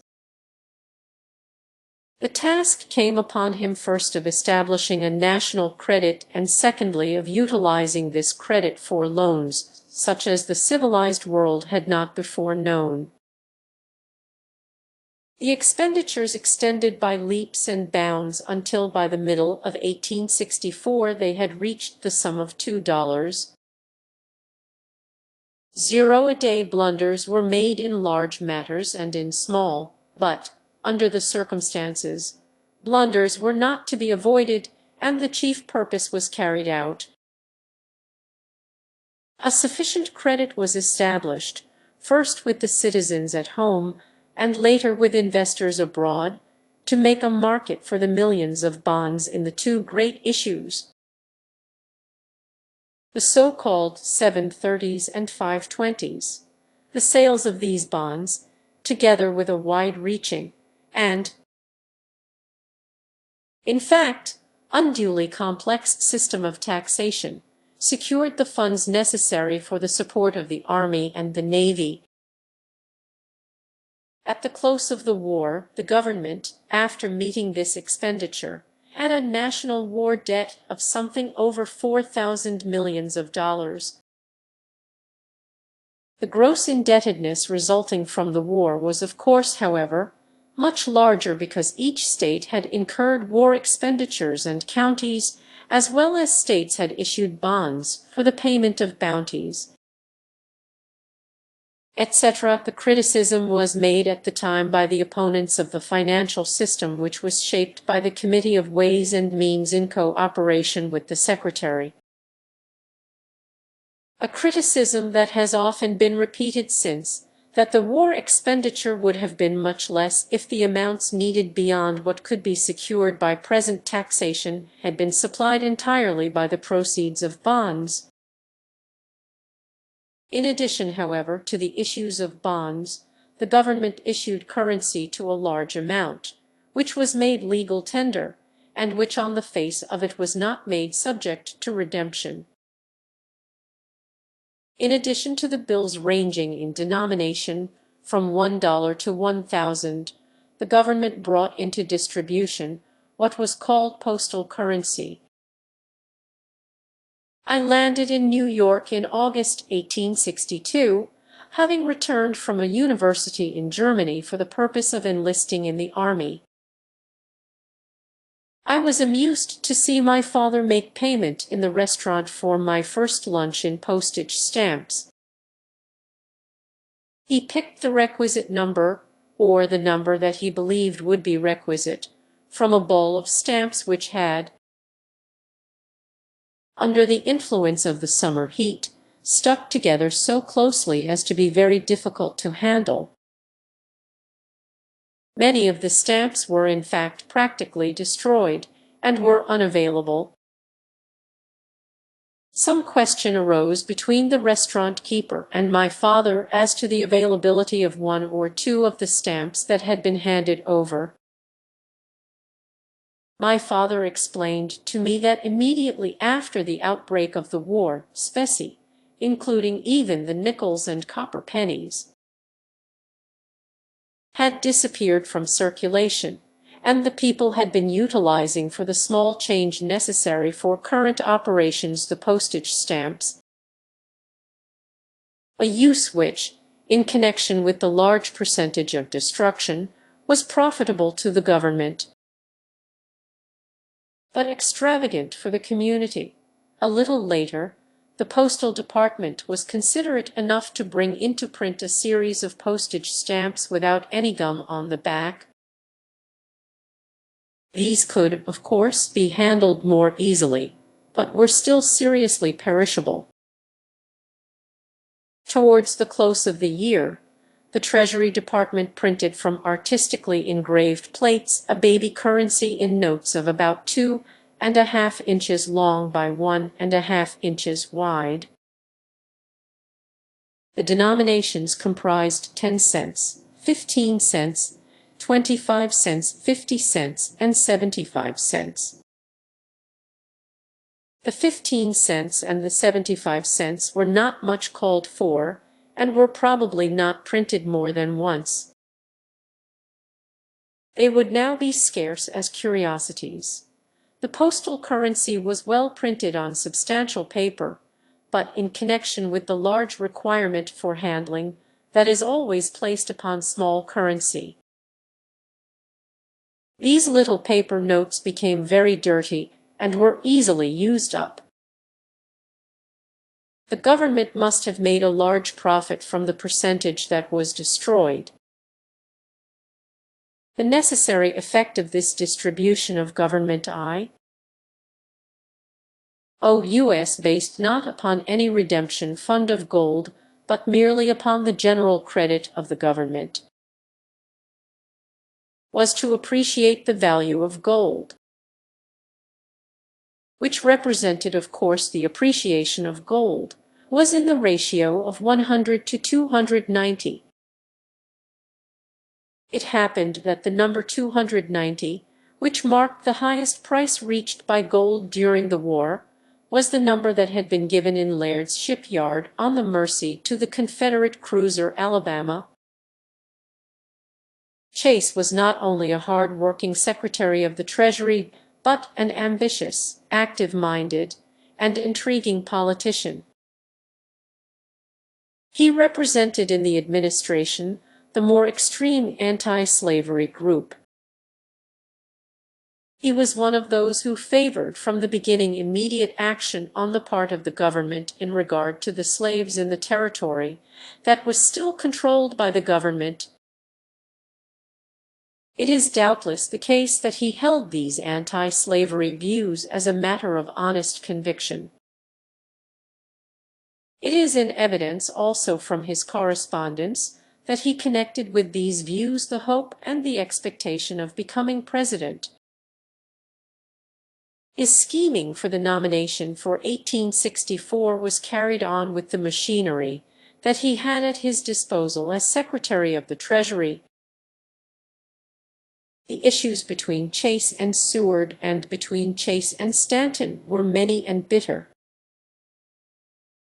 The pressure on the part of the conservative Republicans to get Chase out of the cabinet was considerable.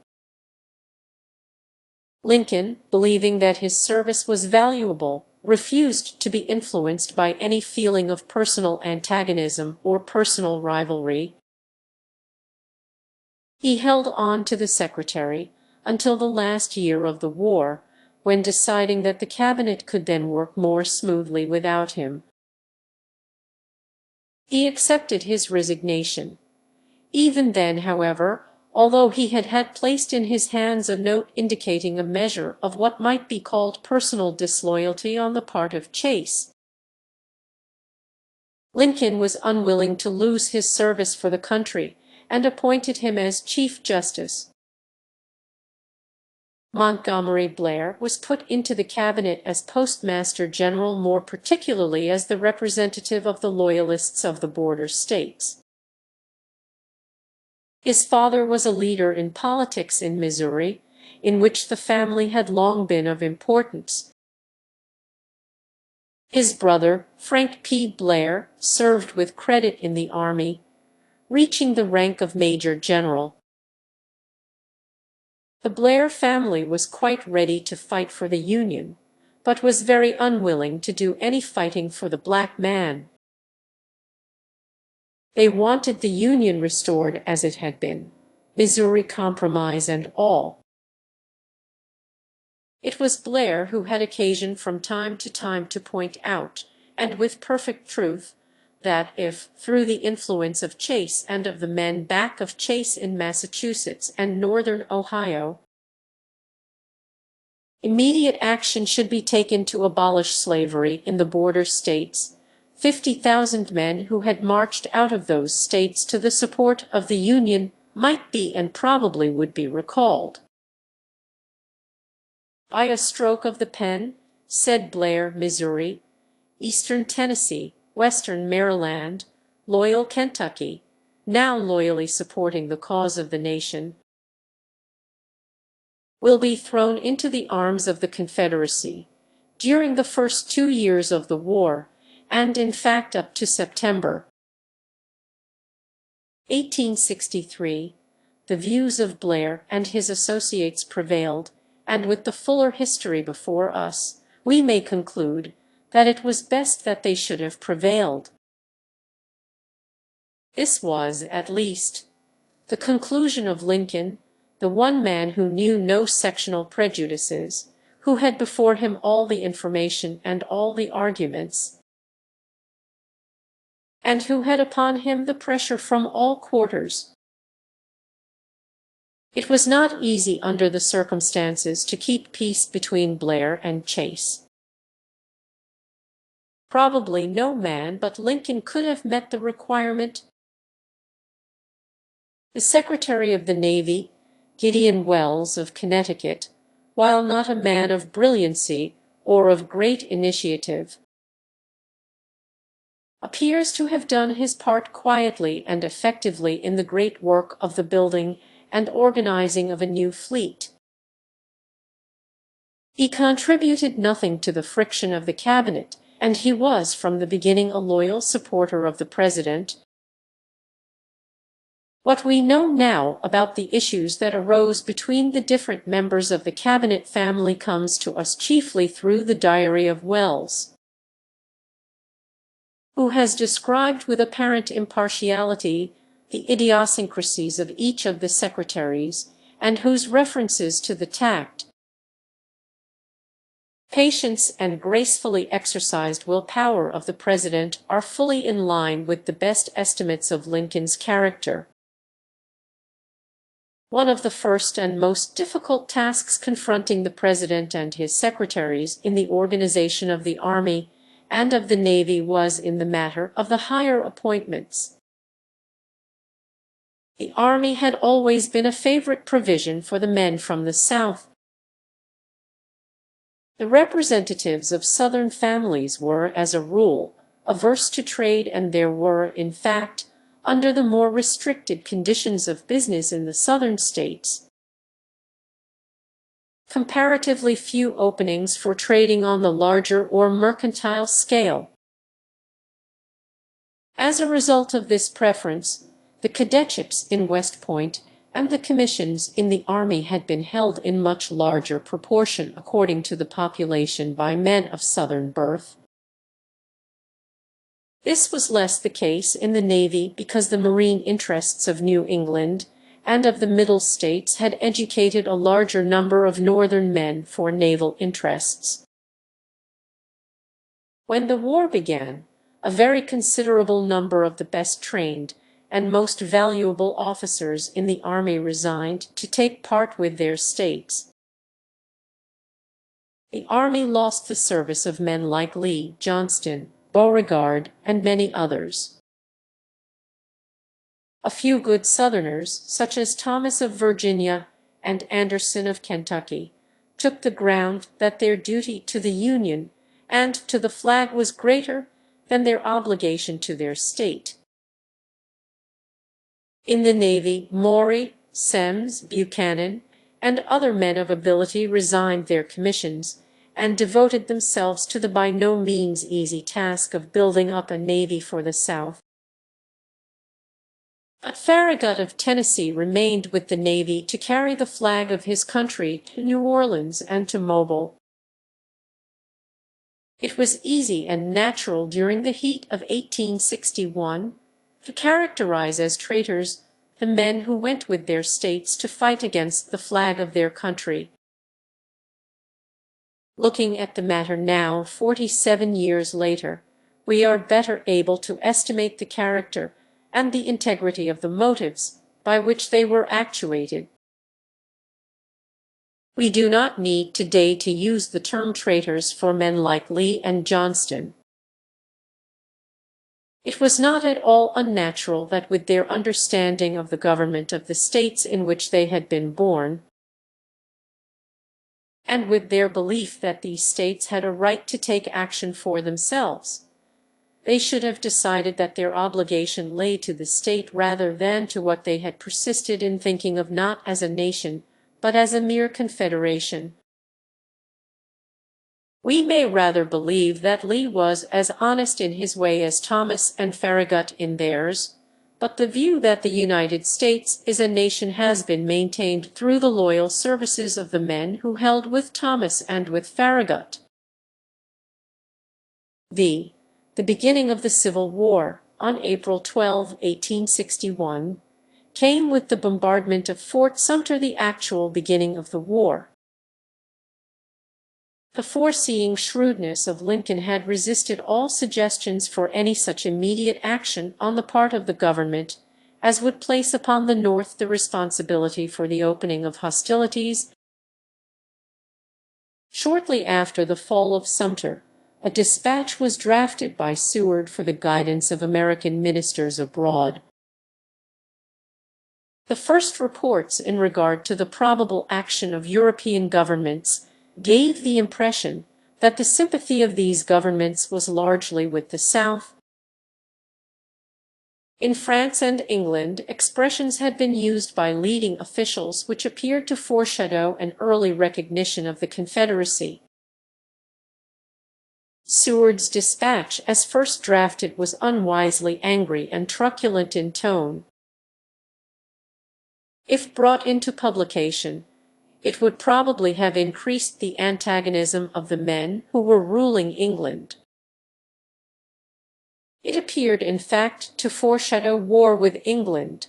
Seward had assumed that England was going to take active part with the South and was at once throwing down the gauntlet of defiance. It was Lincoln who insisted that this was no time, whatever might be the provocation, for the United States to be shaking its fist at Europe. The dispatch was reworded and the harsh and angry expressions were eliminated. The right claimed by the United States, in common with all nations, to maintain its own existence was set forth with full force, while it was also made clear that the nation was strong enough to maintain its rights against all foes whether within or without its boundaries.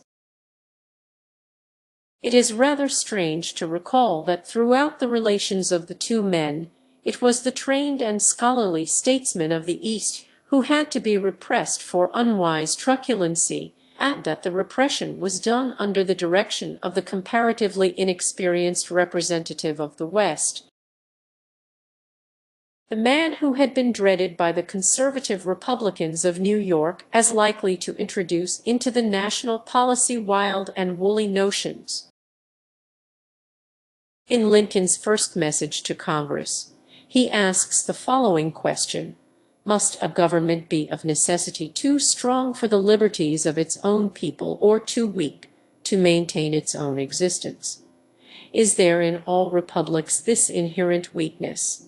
The people of the United States were able under the wise leadership of Lincoln to answer this question no. Lincoln begins at once with the public utterances of the first year of the war to take the people of the United States into his confidence.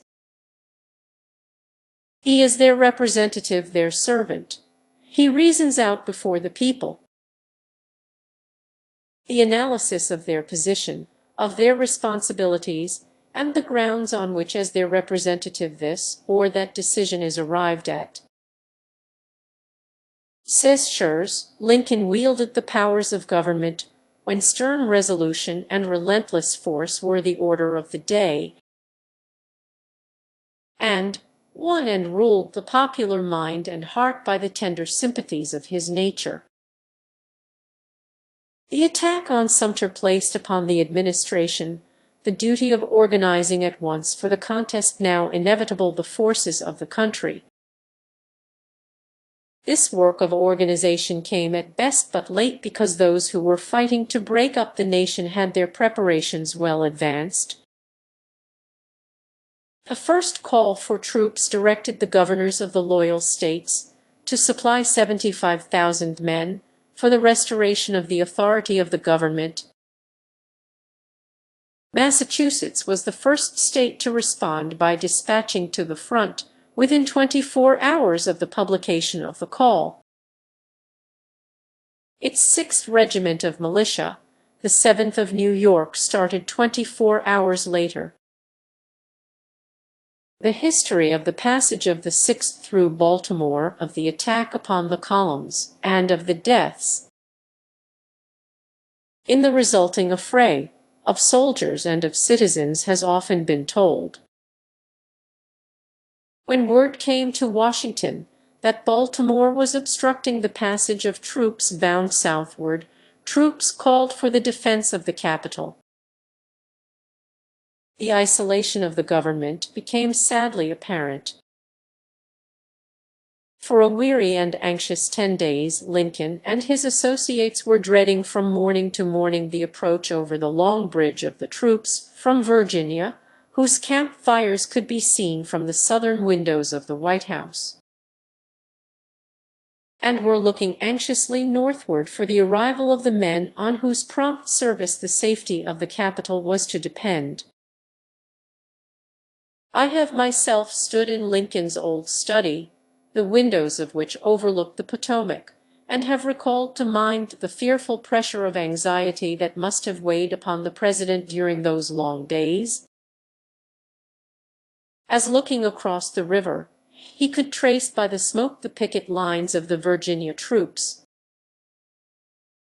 He must have thought of the possibility that he was to be the last President of the United States, that the torch handed over to him by the faltering hands of his predecessor was to expire while he was responsible for the flame. The immediate tension was finally broken by the appearance of the weary and battered companies of the Massachusetts troops and the arrival 2 days later, by the way of Annapolis, of the New York 7th with an additional battalion from Boston. It was, however, not only in April 1861 that the capital was in peril. The anxiety of the President never for himself, but only for his responsibilities, was to be repeated in July 1863, when Lee was in Maryland, and in July 1864, at the time of Early's raid. We may remember the peculiar burdens that come upon the commander-in-chief through his position at the rear of the armies he is directing. The rear of a battle is, even in the time of victory, a place of demoralizing influence. It takes a man of strong nerve not to lose heart when the only people with whom he is in immediate contact are those who, through disability or discouragement, are making their way to the rear. The sutlers, the teamsters, the wounded men, the panic-struck, and with the best of soldiers, certain groups do lose heart from time to time. Men who in another action, when started right, are ready to take their full share of the fighting, these are the groups that in any action are streaming to the rear. It is impossible not to be affected by the undermining of their spirits and of their hopefulness. If the battle is going wrongly, if in addition to those who are properly making their way to the rear, there come also bodies of troops pushed out of their position who have lost heart and who have lost faith in their commanders, the pressure towards demoralization is almost irresistible. We may recall that during the entire 4 years of war, Lincoln, the commander-in-chief, was always in the rear. Difficult as was the task of the men who led columns into action, of the generals in the field who had the immediate responsibility for the direction of those columns and of the fighting line, it was in no way to be compared with the pressure and sadness of the burden of the man who stood back of all the lines, and to whom came all the discouragements, the complaints, the growls, the criticisms, the requisitions or demands for resources that were not available. The reports of disasters, sometimes exaggerated and sometimes unduly smoothed over, the futile suggestions, the conflicting counsels, the indignant protests, the absurd schemes, the self-seeking applications that poured into the White House from all points of the field of action and from all parts of the border states and of the North. The man who during 4 years could stand that kind of battering and pressure, and who, instead of having his hopefulness crushed out of him, instead of losing heart or power of direction or the full control of his responsibilities, steadily developed in patience, in strength, in width of nature, and in the wisdom of experience, so that he was able not only to keep heart firm and mind clear, but to give to the soldiers in the front and to the nation behind the soldiers the influence of his great heart and clear mind and of his firm purpose. That man had within him the nature of the hero, selected in time of need to bear the burdens of the nation. He was able so to fulfill his responsibilities that he takes place in the world's history as a leader of men. In July 1861, one of the special problems to be adjusted was the attitude of the border states. Missouri, Kentucky, Tennessee, and West Virginia had not been willing at the outset to cast in their lot with the South. But they were not prepared to give any assured or active support to the authority of the national government. The governor and the legislature of Kentucky issued a proclamation of neutrality. They demanded that the soil of the state should be respected, and that it should not be traversed by armed forces from either side. The governor of Missouri, while not able to commit the state to secession, did have behind him what was possibly a majority of the citizens in the policy of attempting to prevent the federal troops from entering the state. Maryland, or at least eastern Maryland, was sullen and antagonistic. Thousands of the Marylanders had in fact already made their way into Virginia for service with the Confederacy. On the other hand, there were also thousands of loyal citizens in these states who were prepared, under proper guidance and conservative management, to give their own direct aid to the cause of nationality. In the course of the succeeding 2 years, the border states sent into the field in the Union ranks some 50,000 men. At certain points of the conflict, the presence of these Union men of Kentucky, Tennessee, Maryland, and Missouri was the deciding factor. While these men were willing to fight for the Union, they were strongly opposed to being used for the destruction of slavery and for the freeing of the blacks. The acceptance, therefore, of the policy that was pressed by the extreme anti-slavery group for immediate action in regard to the freeing of the slaves would have meant at once the dissatisfaction of this great body of loyalists, important in number and particularly important on account of their geographical position. Lincoln was able, although with no little difficulty, to hold back the pressure of Northern sentiment in regard to anti-slavery action until the course of the war had finally committed the loyalists of the border states to the support of the Union. For the support of this policy, it became necessary to restrain certain of the leaders in the field who were mixing up civil and constitutional matters with their military responsibilities. Proclamations issued by Fremont in Missouri and later by Hunter in South Carolina, giving freedom to the slaves within the territory of their departments, were promptly and properly disavowed. Said Lincoln, "A general cannot be permitted to make laws for the district in which he happens to have an army." The difficulties in regard to the matter of slavery during the war brought Lincoln into active correspondence with men like Beecher and Greeley, anti-slavery leaders who enjoyed a large share of popular confidence and support. In November 1861, Lincoln says of Greeley, "His backing is as good as that of an army of 100,000 men." There could be no question of the earnest loyalty of Horace Greeley. Under his management, the New York Tribune had become a great force in the community.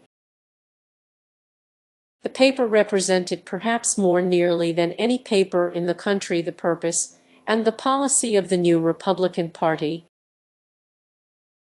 Unfortunately, Mr. Greeley's judgment and width of view did not develop with his years and with the increasing influence of his journal. He became unduly self-sufficient. He undertook not only to lay down a policy for the guidance of the constitutional responsibilities of the government, but to dictate methods for the campaigns. The Tribune articles headed on to Richmond, while causing irritation to commanders in the field and confusion in the minds of quiet citizens at home, were finally classed with the things to be laughed at. In the later years of the war, the influence of the Tribune declined very considerably. Henry J. Raymond, with his newly founded Times, succeeded to some of the power as a journalist that had been wielded by Greeley. In November 1861 occurred an incident which for a time threatened a very grave international complication.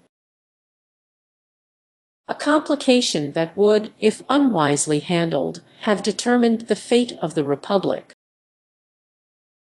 Early in the year, the Confederate government had sent certain representatives across the Atlantic to do what might be practicable to enlist the sympathies of European governments,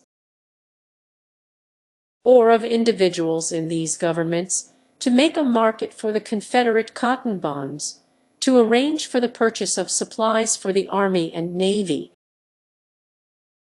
and to secure the circulation of documents presenting the case of the South. Mr. Yancey of Mississippi was the best known of this first group of emissaries. With him was associated Judge Mann of Virginia, and it was Mann who in November 1861 was in charge of the London office of the Confederacy. In this month, Mr. Davis appointed as successor to Mann Mr. Mason of Virginia, to whom was given a more formal authorization of action. At the same time, Judge Slidell of Louisiana was appointed as the representative to France. Mason and Slidell made their way to Jamaica and sailed from Jamaica to Liverpool in the British mail steamer Trent. Captain Charles Wilkes, in the United States frigate San Jacinto, had been watching the West Indies waters with reference to blockade runners, and to Wilkes came knowledge of the voyage of the two emissaries. Wilkes took the responsibility of stopping the Trent when she was 100 miles or more out of Kingston, and of taking from her as prisoners the two commissioners. The commissioners were brought to Boston, and were there kept under arrest awaiting the decision from Washington as to their status. This stopping on the high seas of a British steamer brought out a great flood of indignation in Great Britain. It gave to Palmerston and Russell, who were at that time in charge of the government, the opportunity for which they had been looking to place on the side of the Confederacy the weight of the influence of Great Britain. It strengthened the hopes of Louis Napoleon for carrying out, in conjunction with Great Britain, a scheme that he had formulated under which France was to secure a Western empire in Mexico, leaving England to do what she might find convenient in the adjustment of the affairs of the so-called United States. The first report secured from the law officers of the Crown took the ground that the capture was legal under international law and under the practice of Great Britain itself. This report was, however, pushed to one side, and Palmerston drafted a demand for the immediate surrender of the commissioners. This demand was so worded that a self-respecting government would have had great difficulty in assenting to it without risk of forfeiting support with its own citizens. It was in fact intended to bring about a state of war. Under the wise influence of Prince Albert, Queen Victoria refused to give her approval to the document. It was reworded by Albert in such fashion as to give to the government of the United States an opportunity for adjustment without loss of dignity. Albert was clear in his mind that Great Britain ought not to be committed to war for the destruction of the great Republic of the West and for the establishment of a state of which the cornerstone was slavery. Fortunately, Victoria was quite prepared to accept in this matter Albert's judgment.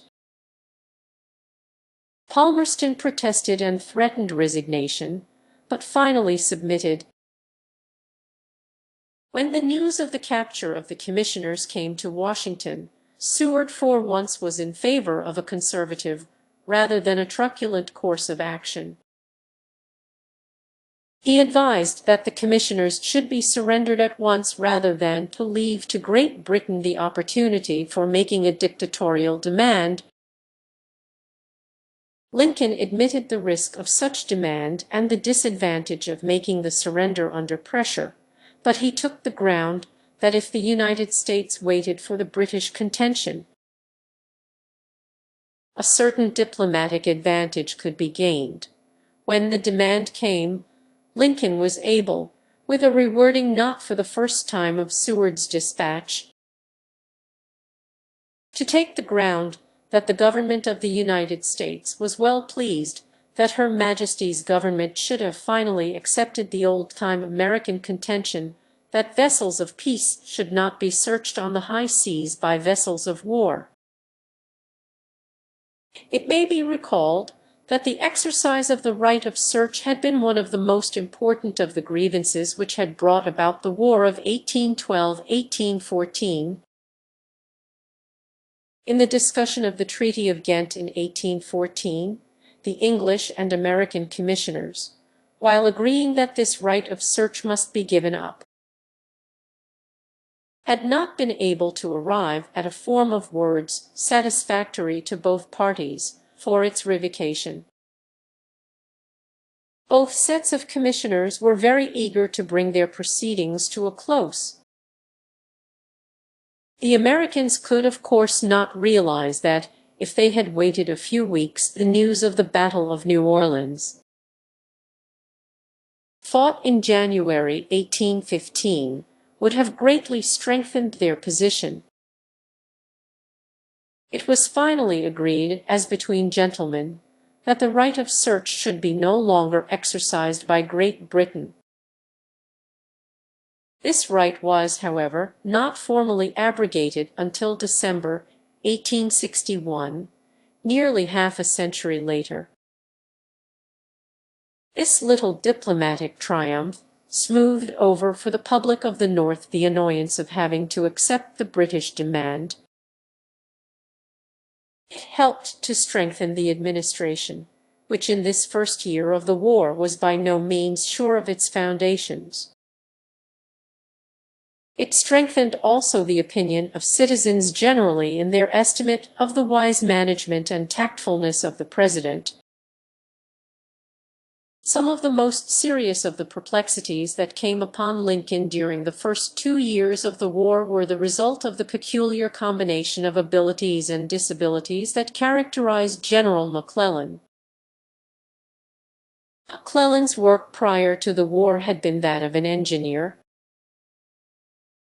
He had taken high rank at West Point and later, resigning from the army, had rendered distinguished service in civil engineering.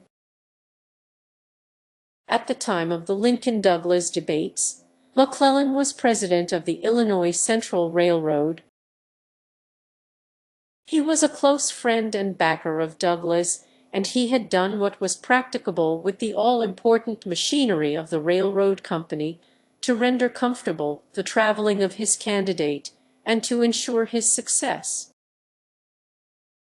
Returning to the army with the opening of the war, he had won success in a brief campaign in Virginia, in which he was opposed by a comparatively inexperienced officer and by a smaller force than his own.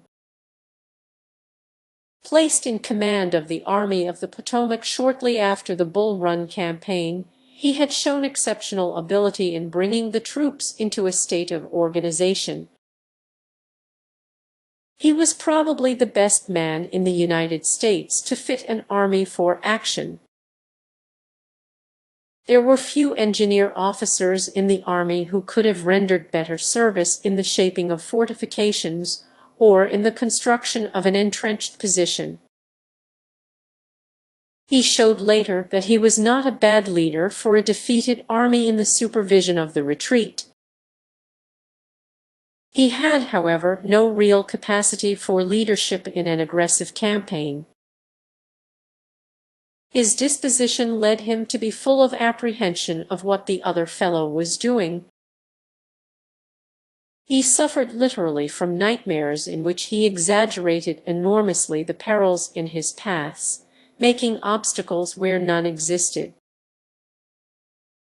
multiplying by 2 or by 3 the troops against him, insisting upon the necessity of providing not only for probable contingencies, but for very impossible contingencies. He was never ready for an advance, and he always felt proudly triumphant, after having come into touch with the enemy,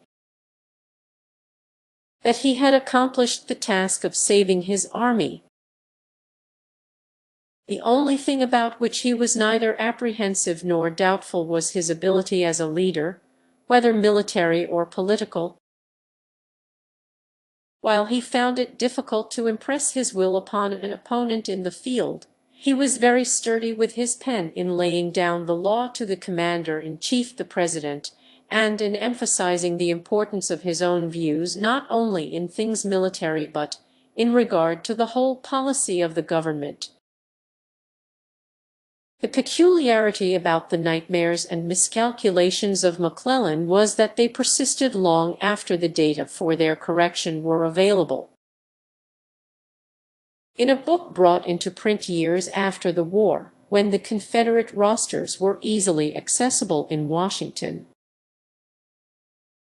McClellan did not hesitate to make the same statements in regard to the numbers of the Confederate forces opposed to him that he had brought into the long series of complaining letters to Lincoln in which he demanded reinforcements that did not exist. The records now show that at the time of the slow advance of McClellan's army by the Williamsburg Peninsula, General Magruder had been able, with a few thousand men and with dummy guns made of logs, to give the impression that a substantial army was blocking the way to Richmond. McClellan's advance was, therefore, made with the utmost conservatism, enabling General Johnston to collect back of Magruder the army that was finally to drive McClellan back to his base. It is further in evidence from the later records that when some weeks later General Johnston concentrated his army at Gaines's Mill upon Porter, who was separated from McClellan by the Chickahominy, there was but an inconsiderable force between McClellan and Richmond. At the close of the 7 days' retreat, McClellan, who had with a magnificent army thrown away a series of positions, writes to Lincoln that Lincoln had sacrificed the army. In another letter, McClellan lays down the laws of a national policy with a completeness and a dictatorial utterance such as would hardly have been justified if he had succeeded through his own military genius in bringing the war to a close, but which, coming from a defeated general, was ridiculous enough. Lincoln's correspondence with McClellan brings out the infinite patience of the president, and his desire to make sure that before putting the general to one side as a vainglorious incompetent, he had been allowed the fullest possible test, Lincoln passes over without reference, and apparently without thought, the long series of impertinent impersonalities of McClellan. In this correspondence, as in all his correspondence, the great captain showed himself absolutely devoted to the cause he had in mind. Early in the year, months before the Peninsular Campaign, when McClellan had had the army in camp for a series of months without expressing the least intention of action, Lincoln had in talking with the Secretary of War used the expression, "If General McClellan does not want to use the army just now, I would like to borrow it for a while." That was as far as the commander-in-chief ever went in criticism of the general in the field. While operations in Virginia, conducted by a vacillating and vainglorious engineer officer, gave little encouragement, something was being done to advance the cause of the Union in the West. In 1862, a young man named Grant, who had returned to the army and who had been trusted with the command of a few brigades, captured Fort Donelson and thus opened the Tennessee River to the advance of the army southward. The capture of Fort Donelson was rendered possible by the use of mortars, and was the first occasion in the war in which mortars had been brought to bear.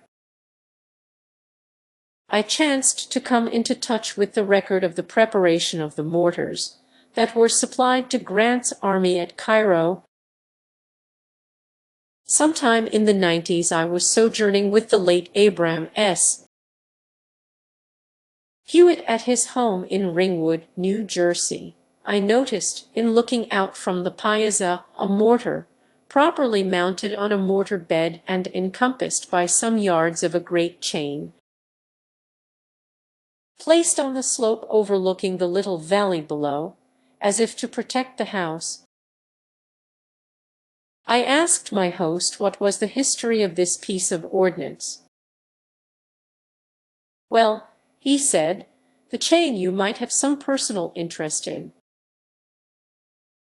It is a part of the chain your great-uncle Israel placed across the river at West Point for the purpose of blocking, or at least of checking, the passage of the British vessels. The chain was forged here in the Ringwood foundry, and I have secured a part of it as a memento. The mortar was given to me by President Lincoln, as also was the mortar bed. This report naturally brought out the further question as to the grounds for the gift. I made this mortar bed, said Hewitt, together with some others, and Lincoln was good enough to say that I had in this work rendered a service to the state.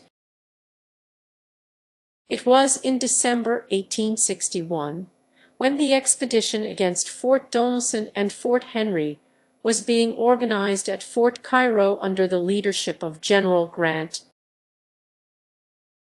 Grant reported that the field pieces at his command would not be effective against the earthworks that were to be shelled, and made requisition for mortars.